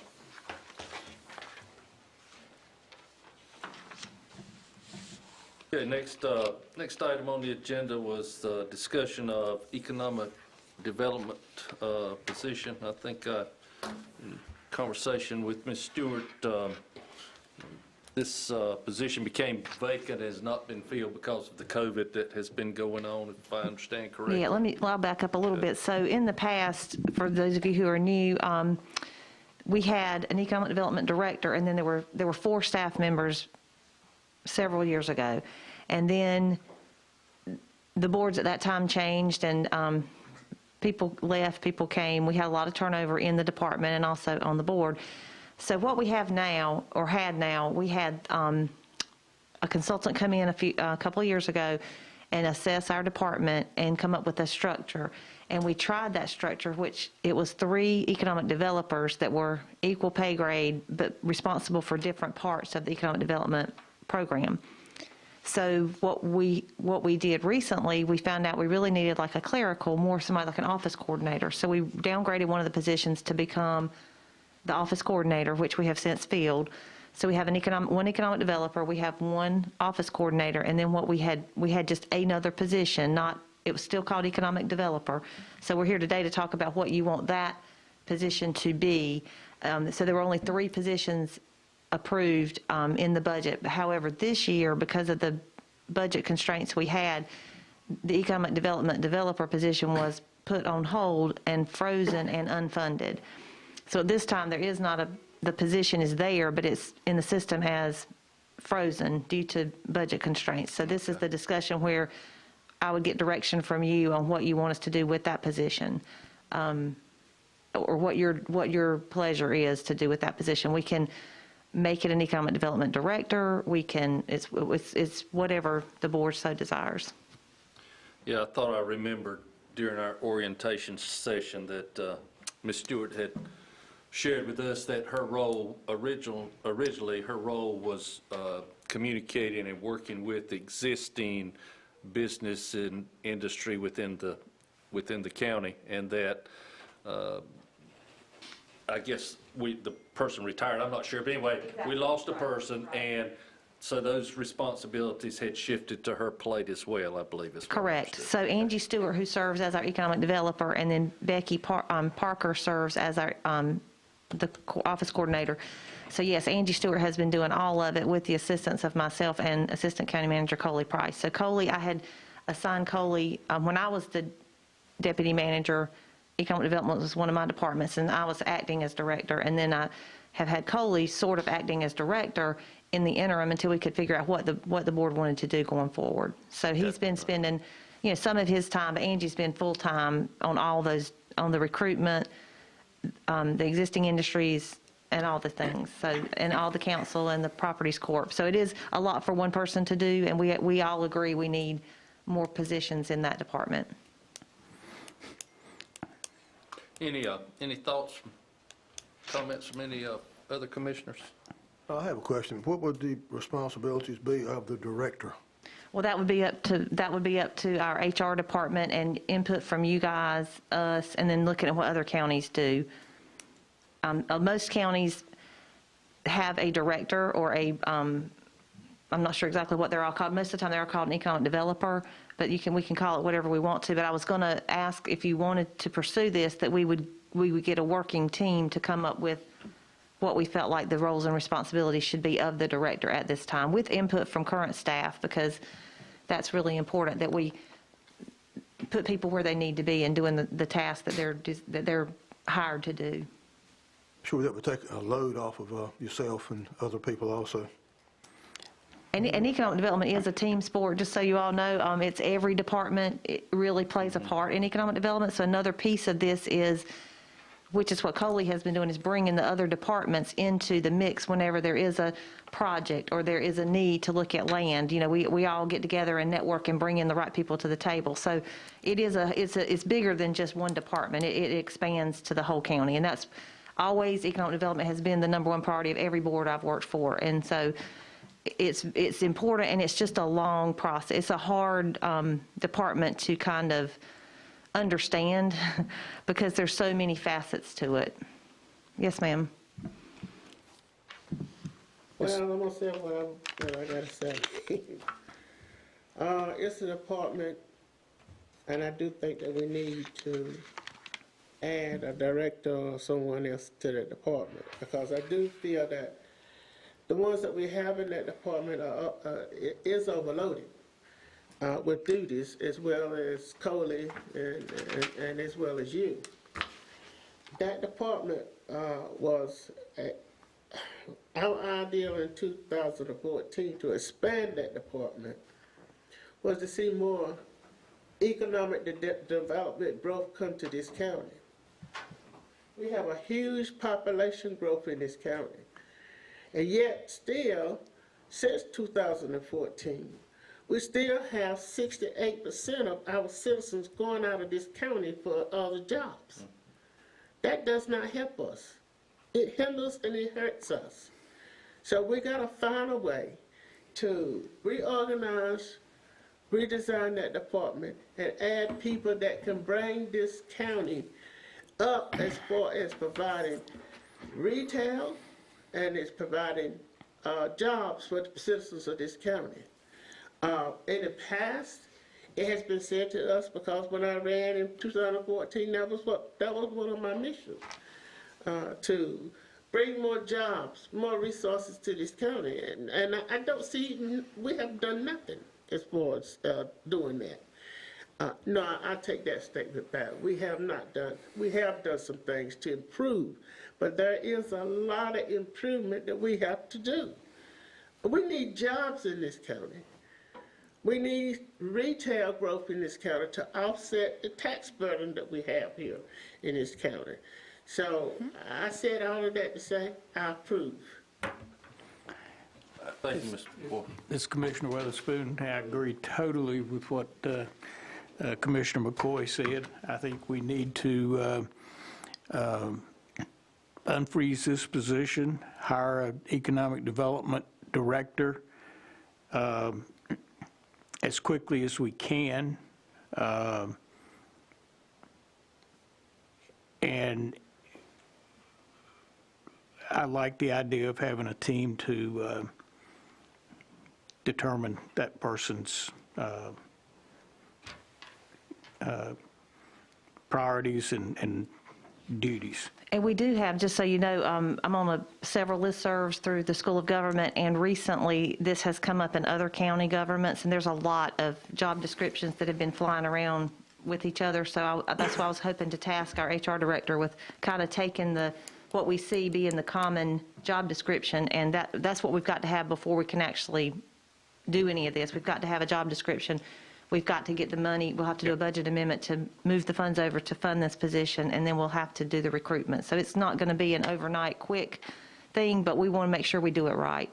So I'll get the team together that I'll get HR started on the job description, but then the more or less what I was talking about, the team would be, what are the top 5 initiatives we want you to do in this next 12 months or something? Hold somebody accountable for tasks. If that's what the board so desires, that's what I feel like I'm hearing. I'd like to see them do nothing but economic development. There's no other task put on them. All right, I agree. Agree. This is Commissioner Nickel. I agree wholeheartedly with what everybody says, especially Commissioner McCoy and Commissioner Weatherspoon. This is something we really need to discuss further as far as on how we're going to run this. I personally think that we need to either have another consultant or somebody come in, kind of do an audit of the resources that we have in the county, give us grades across the county, kind of see where our strengths and weaknesses are. But there's no argument that we need to focus on economic development. Having a position here and kind of discussing what their duties are going to be, I really would like to see somebody that's going to go out almost like a headhunter and find some companies in order to come here. Also working with the team in order to come up with other prospective sites for us to maybe come up with some buildings on our land so we have something to sell. I agree wholeheartedly. We just need to make this happen as quick as possible, but also as smartly as possible. So, May I ask another historical question? Have the county, have we ever brought in an outside group, agency, whomever, that specializes in economic development, let's say, to analyze where we are, what our strengths, what are our weaknesses, where do we need to go, or has there ever been a discussion on Yes. doing anything like Yes, that? in 2015, as part of the comprehensive growth plan that the county did through development services, we had an economic development facet of that. So it was a consultant came in and did all that. We have all that, and I can provide that to all of you. Of course, it needs to be updated. That was 2015. So this may be the time that maybe that's one of our, maybe we need to do this in conjunction with preparing for a director to come in, because we don't know what we need. We don't know specifically what we need this person to do, because our target audiences may have changed. I'm not sure what, when they do the update, because we had targeted industries back then that we were supposed to be going after. So I think that has changed. I think a little bit like we said, I know that it's important that we get our paperwork done to get this person hired, but I think that might be the cart before the horse. We might need to do this plan, update our plan before we do the hire. And we are doing a lot of the things that you're talking about. It's just a lot of this we can't talk about in open session and in public. So there are a lot of public-private partnerships. There are some options on some land that the county doesn't own through private citizens. So we are working on all that. There is, like I said, it's very complicated, and we do get a lot of leads from EDPNC, from the Department of Commerce. All of our partners send us leads. We just sometimes, again, fail to meet the need because we don't have the site. We don't have the land. We don't have the building. So we are working on that constantly. And as you know, it's been kind of baby steps. And Commissioner Johnson and Commissioner McCoy know we've had to put all these pieces in place, like at Brightwater and at Edgerton, at our industrial parks, to even be market ready, because we weren't even ready to, even though the stuff had for sale signs out there, we didn't have it plotted out correctly. We didn't have things, the paperwork was not all the way done. So we finally have, it's taken us a couple of years to get all that done. So we have started doing that. So I feel like we are in a position to move forward now. We have a lot of, the Properties Corp is in place, the Advisory Council is in place, and I would suggest that we include members from those groups on this committee so that we're all talking the same thing. And in fact, someone that we have worked with in the past, Ernie Pearson, who is an attorney with Nexon Pruitt, who is has been doing economic development forever. Actually, Angie and I met with him yesterday. He happened to be coming through and just randomly said, could he meet with us? And that went very well. He gave us an update on some things going around in surrounding counties. So we have a lot of contacts. We do have a lot of partners that are willing to help us, and I think it's time that we do what you're wanting. yeah, that was 5 years ago. I definitely think we need an update, and also what's happened in the last 5 years off of that plan. I really like to see what our resources that we have, and then start using those resources instead of just sitting here. So I'm in total agreement with that. And it might not be a bad idea to talk with the folks in Lee County. They did that, and they thought they were really good until they got that report, and they realized, that they had a lot of work to do. I think it would be beneficial to us to reach out and find out who they used and maybe consider that outfit. Okay. And we do have good relationships with Lee County, Johnston County, Wake, all of our partners. We are in lots of different groups economic development groups with our partners on every side of the county. So and we are partnering also with our towns. A lot goes on in the towns, and a win for them is a win for us. A win for us is usually a win for them, because you drive through a town to get to something the county has. So we're all working together. We're also working with our partners on the other side of the county lines, some of the municipalities. So there's a lot going on, and we are on it. And it just seems there's not those big announcements, but we do have some small announcements that are going well. I just want to say that I'm so glad to hear this conversation, because now it's the right time. It's the right time to do it, simply because there are a lot of big corporations in this country now are thinking about shifting locations, and we need to be ready for, even if it's small companies or whatever, anything that we can bring to this county for our citizens. I just think this is the right conversation for us to have, and we need to move forward on this stuff. If I may, I think, Ms. Stewart, you just summed up what we've been saying, in that we have been doing some smaller things, and look, anything's better than nothing. However, if we had an economic development director, we might be able to get some of these bigger things. And there are a lot of bigger things coming down the pipe as we're speaking, in fact. So I agree that we need to be cautious in our search and who we hire. By the same token, I think it should be a very high priority in getting this done. And I have one other question. Are we going to do the search ourselves, or do we want to consider using a search firm? That would be a budget item, and that would be a board directive, because we usually do not use outside search firms for our typical positions. I'm not saying we haven't ever, but we don't typically. And if that's something you would request that we do, then we would need to budget the funds for it and go forward with it.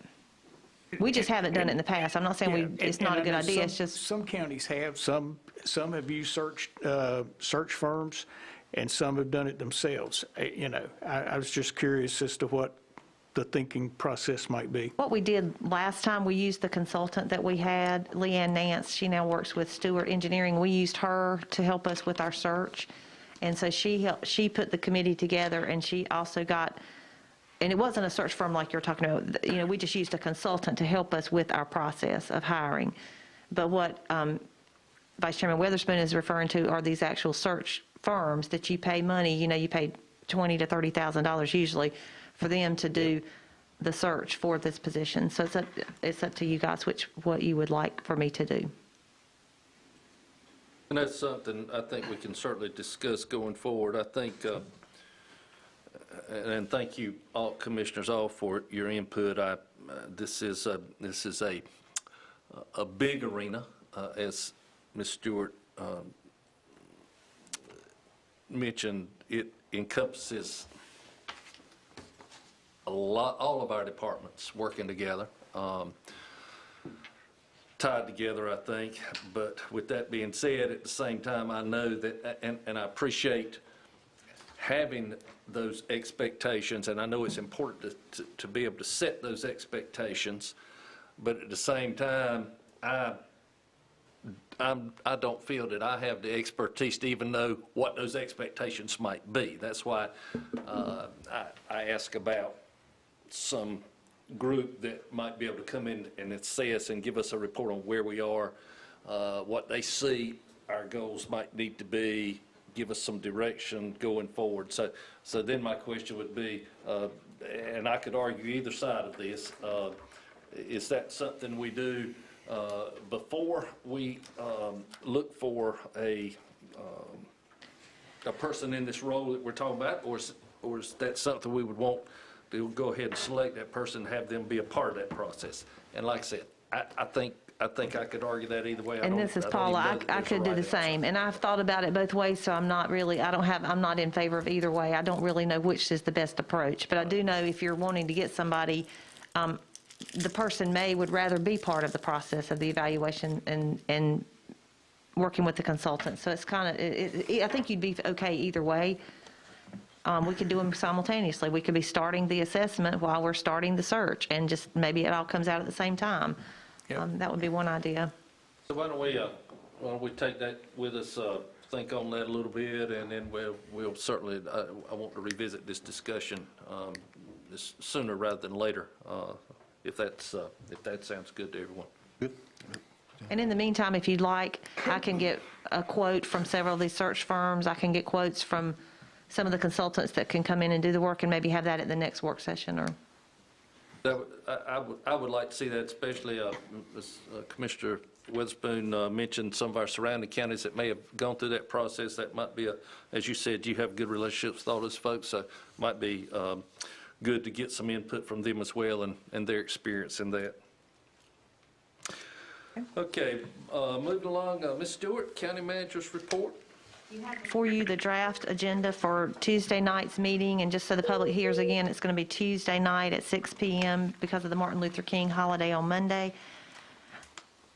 We will remove item 4F, which was the Andrew request to reimbursement of those ABC funds, so we'll take that off until further discussion. But item D would be the tax administrator request approval to bar off the 2010 taxes. They become ineligible for collection methods after 10 years, so that's why we have to bar those off. E would be the Cape Fear Region Hazard Mitigation Plan that Larry spoke with you about today. G through K are the library services interlocal agreements with our municipalities and the school system. And then item L is something that we do often, regional water request approval of write-offs for the second quarter. And then we'll get to appointments in just a minute. We'll go over that after I do the agenda. And then we have the one public hearing on the zoning change. And then there's just a proposed public hearing on the economic development incentive agreement that's come before you before. This is just where we have to have the public hearing on it. And then item 8 is Alta Planning and Design, who's going to go over we keep calling it the Greenway Plan, but it's really the 2021 Bicycle, Pedestrian, and Greenway Plan. We've been working on that for a long time, and they're going to ask for adoption of the plan once they do their presentation, or actually Parks and Rec will ask for the adoption of the plan. And again, these plans that we're doing, just to remind y'all, we're not just doing them to put them on a shelf. You use those as your marching orders on what to do next, and also it's needed for funding. So whenever we come before you with all these plans, if you don't have a plan, you cannot get some of the state aid, some of the federal funds. So that's why a lot of these plans keep coming before you right now. Number 9 would be the approval of our legislative priorities that Brian just went over. And then we do plan to have a COVID-19 vaccination and testing update for you at the Monday night meeting. So if you'll refer to your appointment sheet, there's a lot of appointments. I will thank Commissioner Nickel for telling us to put it on, or asking us to put it on social media. I think we've gotten a lot of requests since we put these notices out there. So the Agriculture Advisory Board, I won't read them. There is one mistake at the bottom under the Board of Equalization and Review. That should be District 4. For William Dan Andrews, it should be District 4, not District 2.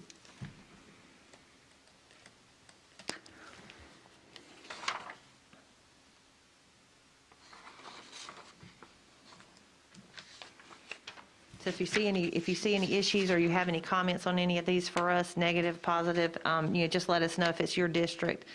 If you're okay with it, we'll proceed to put this on the Tuesday night agenda. And if you have an issue, just let me know. I have a couple more that they're filling out Okay. applications now, as well for, I think, alternate member on the Board of Adjustment, as well as nursing home advisory. Okay. So what we can do, they'll have to hold off till the next meeting if we haven't gotten them in time, so we'll do them the next go-round. I don't think there's anybody I think those seats are still vacant after these appointments, so you should be okay. And then I see that Murray Simpkins is interested to serve on that Board of Adjustment. I highly recommend that. Okay, thank you. Any other comments or questions about the appointments? And I did want to just say to the public again, one more time, that we do encourage you to apply for these appointments. We really need, starting in February, the end of February, we'll have 2 vacancies again we'll have 1 now on the Board of Equalization and Review. And some of these committees it's really important that we have a full board. So I would just like to encourage the public, if you're listening, to please send in your application, look over our list of boards and appointments, and apply for anything that you feel that you would like to do. May I make one comment? Since you mentioned the Board of Equalization and Review, I do feel very passionately that that board could be, will become very important for us, I think, once reevaluation is finished. So would certainly encourage all of my fellow commissioners, as you're able to find somebody who would be have expertise in that field as far as land values and both residential and commercial. Certainly that making sure that we have that board up and running and fully staffed, I think is going to be very, very important. And I will just, for a point of clarification there, Chairman Matthews, the company that we're using for the reappraisal, Vincent Valuations, they are going to be hearing the appeals for the reappraisal, but this staff will be for the regular, I guess, appeals. So that, they will be assisting us with that because they're the ones doing it. So they'll be the ones defending the county. Okay. I have a question. Somebody asked me the other day, and I didn't know the answer. After the reevaluation next year, let's say somebody appeals, and they go to the people that did the reevaluation. At that point, if they still are unhappy and feel like the people that did that the reevaluation is wrong, is there a second step, or is there another? Where would they appeal at that time? I'll let Dwight, the county attorney, answer that question. But yes, there's an appeal process past that. Okay. Past that, Mr. Commissioner Witherspoon, is the appeal to what they call the Property Tax Commission, the PTC, which is in Raleigh. That's why I'm late today, because I had a hearing before the PTC this morning on behalf of the county, so it's something that goes on all the time. But the chairman is right. Once the reval goes into effect, obviously you're going to have a lot of people that will have issues. Mm-hmm. And as far as Bill Tyson's office is concerned, a lot of times they can handle the bulk of those in-house, where they meet with the people and go over things, and a lot of those are resolved then, but then a lot of them are not, especially on the reval year. So to answer your question, there is the PTC that they go to. And if they have any problems after the PTC, then they go to the Court of Appeals, basically. Okay, thanks, sir. And the PTC is a 5-member board appointed by the governor, pretty much. And they're all pretty solid people. Chairman Hunter is a former member of the Supreme Court, and you've got some very able-bodied people up there doing that job. But there's always a right of appeal. It seems like it could go forever in a lot of cases. Thanks so much for that update and that information. I'm sorry, Ms. Stewart, I'll let you proceed. No, that's fine. Go right ahead. It's your meeting. So the next thing are the upcoming meetings and invitations. If you have before you, of course, Monday again is our holiday, and then Tuesday night is the board meeting, and then the 26th is when we're planning to have our planning retreat, and then February 1st is our tentative legislative luncheon. What I would like to discuss at this time, if you're inclined, would be whether we want to have these meetings in person or have them virtual. We're having I've reached out to a lot of other agencies and other municipalities, other local governments, and they're not really doing a lot in person still. They may have their meetings in person, but they don't bring a lot of people in. So I'm just trying to discern from you guys what you would like. Do you want to have these in person? And I don't know if Gina or Lindsay has heard any I think most of the people say they are coming to the legislative luncheon, so we can socially distance in the new building, but I just want to, I don't know if you want to wait and make your decision next week when you hear from John Rouse, or if you'd rather go ahead and make it today. We're open, we've got it on the calendar, so we can leave them as is, or we can change it, whatever you desire. I personally would like to see them be in person. That's just my personal recommendation. And we'll keep that tentative unless something else changes. And my opinion is, if we don't want to do it in person, then let's postpone it until such time as we can do it in person. My opinion is, I agree with the spoon. It's not a time now for us to be meeting in person. And I'm sure that all the legislators understand what's happening in this country with this virus. The numbers are going up more and more every day. And the more we meet in person with people that's not supposed to be in this room, the more it puts all our health in jeopardy. So I agree with Spoon, and we can't have it in person now. Maybe we can have it at a later date.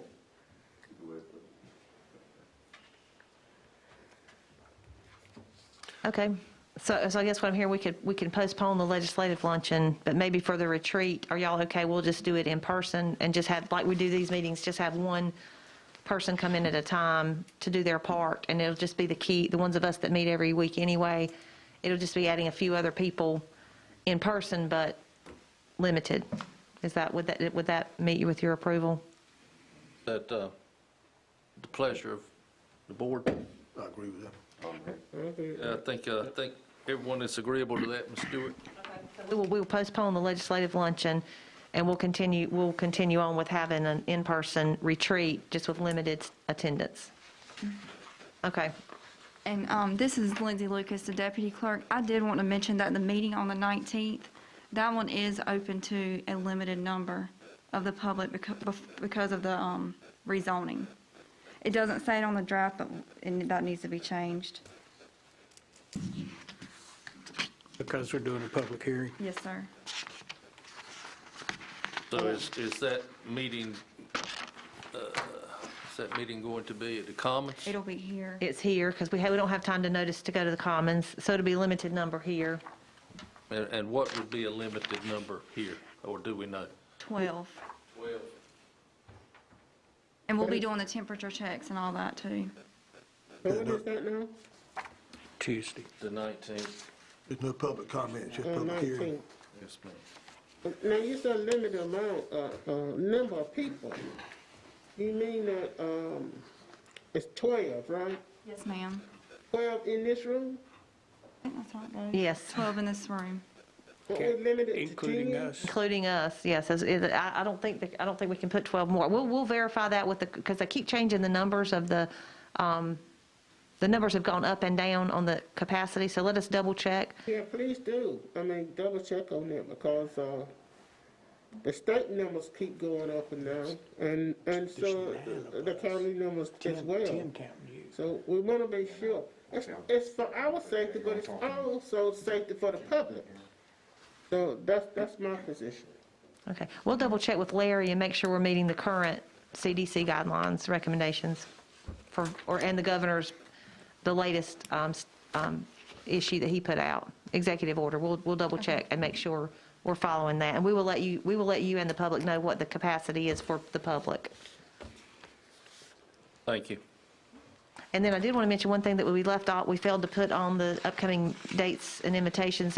Thursday and Friday of this week is the North Carolina Association of County Commissioners Legislative Goals. And I think Chairman Matthews got selected to be the attendee for you, so that's on Thursday and Friday. And I think at this time, I only have one other announcement, and then we'll move on to your technology needs. So I did speak with the Health Director, John Rouse, this morning, and they are still continuing, and you heard Larry Smith say the same thing. They're continuing to finish up the 1A and the 1B. They've been trying to finish up 1As, moving into the 1Bs. John is very thankful to have the emergency management staff help him out. The EMS staff help them with the first responders and the school system and all the different partners we're trying to get vaccinated.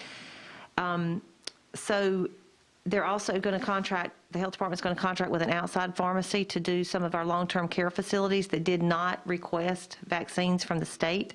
Some of our local places did not get on the list, so they're not on the list to be vaccinated. So we're having to contract with an outside pharmacy to do those vaccinations. So just know we are working as hard as we can with what we have. We're trying to work on some other partnerships to do some larger site vaccines. We're working with Harnett Health, with Campbell, with some other partners. So I don't have anything to announce at this time, but just know that we will let you know when we get some of those places established. Hopefully we can do some of the sites like Secretary Cohen had talked about at schools and places like that where you can do the mass vaccinations.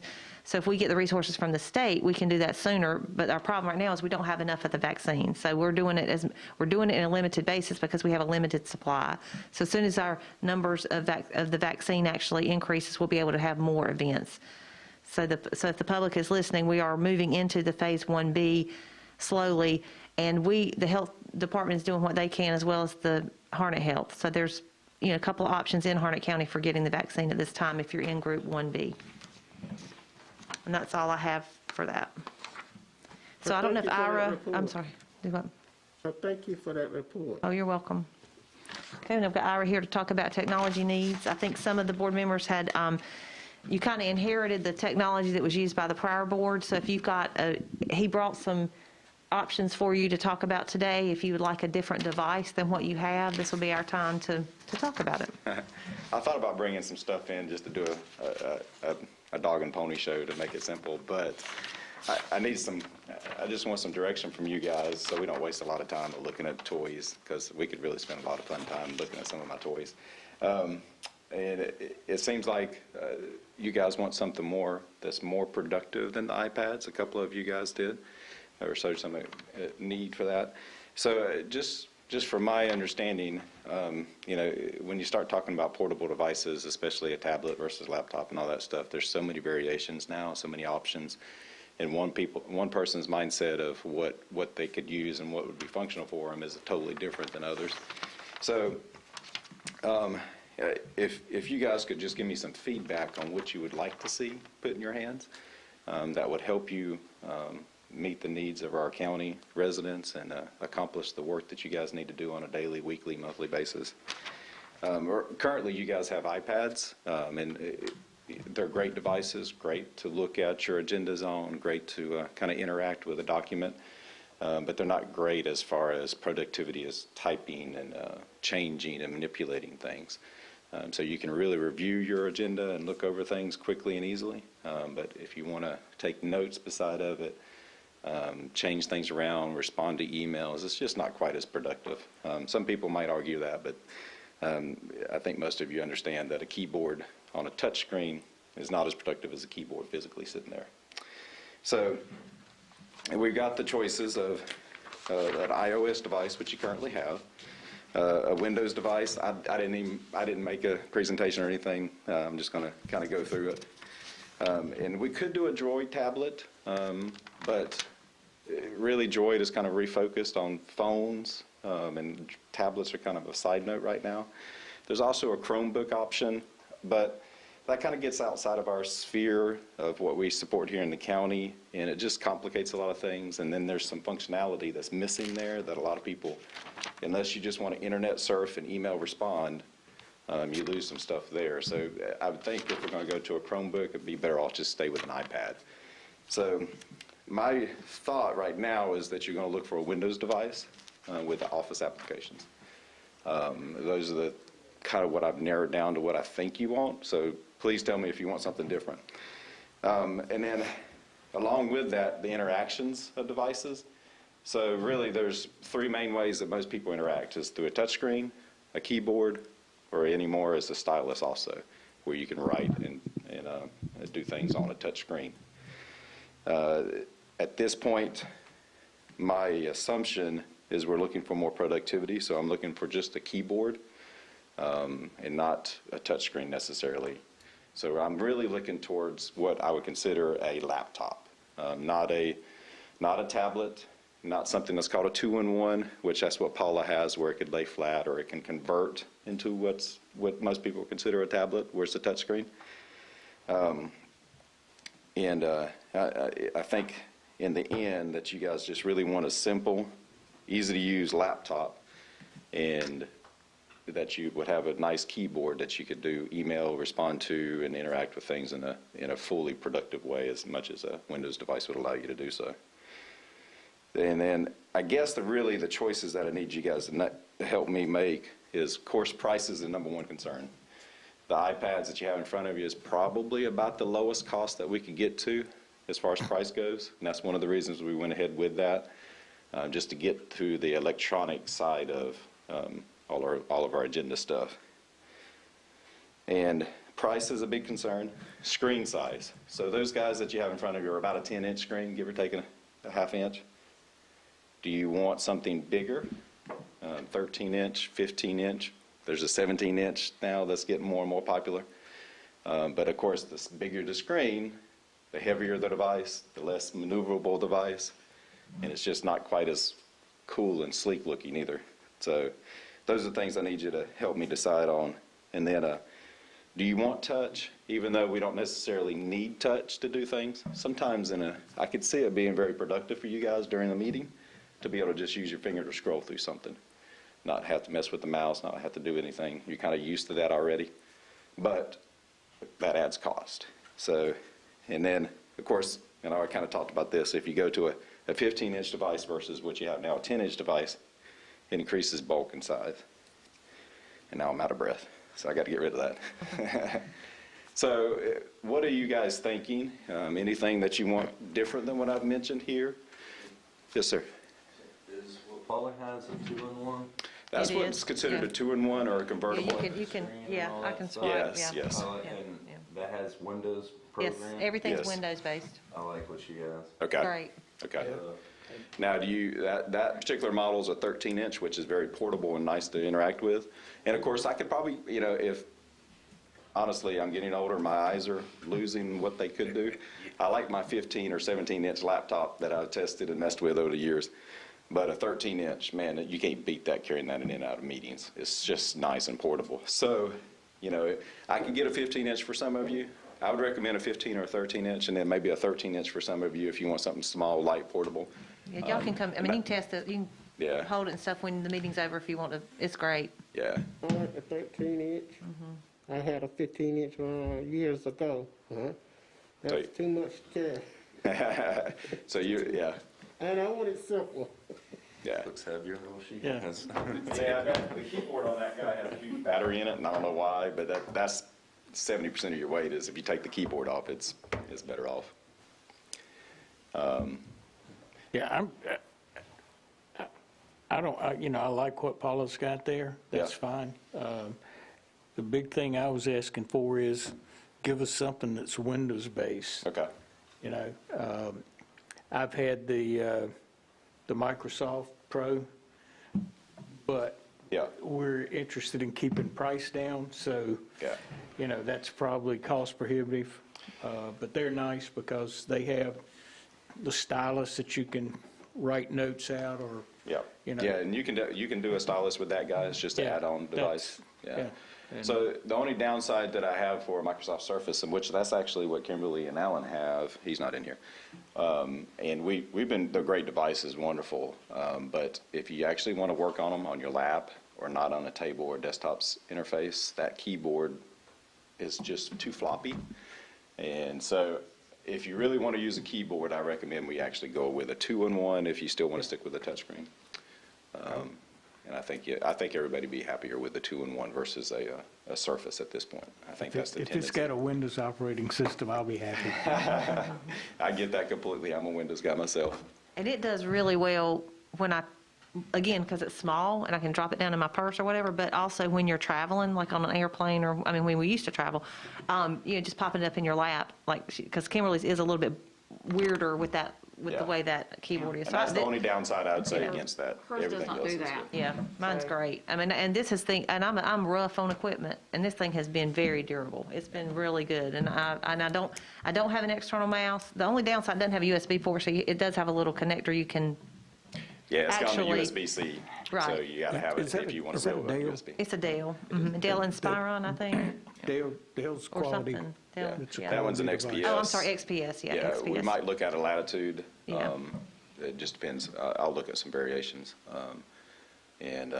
But yeah, if you guys, it sounds like 13 inches is kind of the consensus. Does anybody want something bigger for, I mean, not saying that our eyes are failing us, but they are failing us, unfortunately. That's why they make reading glasses. But a 13 inch is bigger than what you currently have, and then you'll have the option of zooming in and out, just like you currently do. So. Any other, anybody able to share anything else with Ira before we, I think you have a pretty good picture of what Yeah. maybe the desire is for the group. Okay. Perfect. That's what I needed. Thank you so much. Yep, thank you. Appreciate it. Thank you. Ms. Stewart, is that? That's it. Is that it for you? Do we have a need to go into closed session? We do. Okay. Harnett County Board of Commissioners, January 12th, 2021, closed session motion. I move that the board go into closed session for the following purposes: to consult with the county's legal staff in order to preserve the attorney-client privilege concerning the handling of claims and litigation, including the workers' compensation claim of Dave Cameron, IC file number 170394. This motion is made pursuant to NC General Statute Section 143-318.11 Alpha 3. Thank you, Mr. Nichol. Have a second? Don't we have to do that? All in favor? If we talk about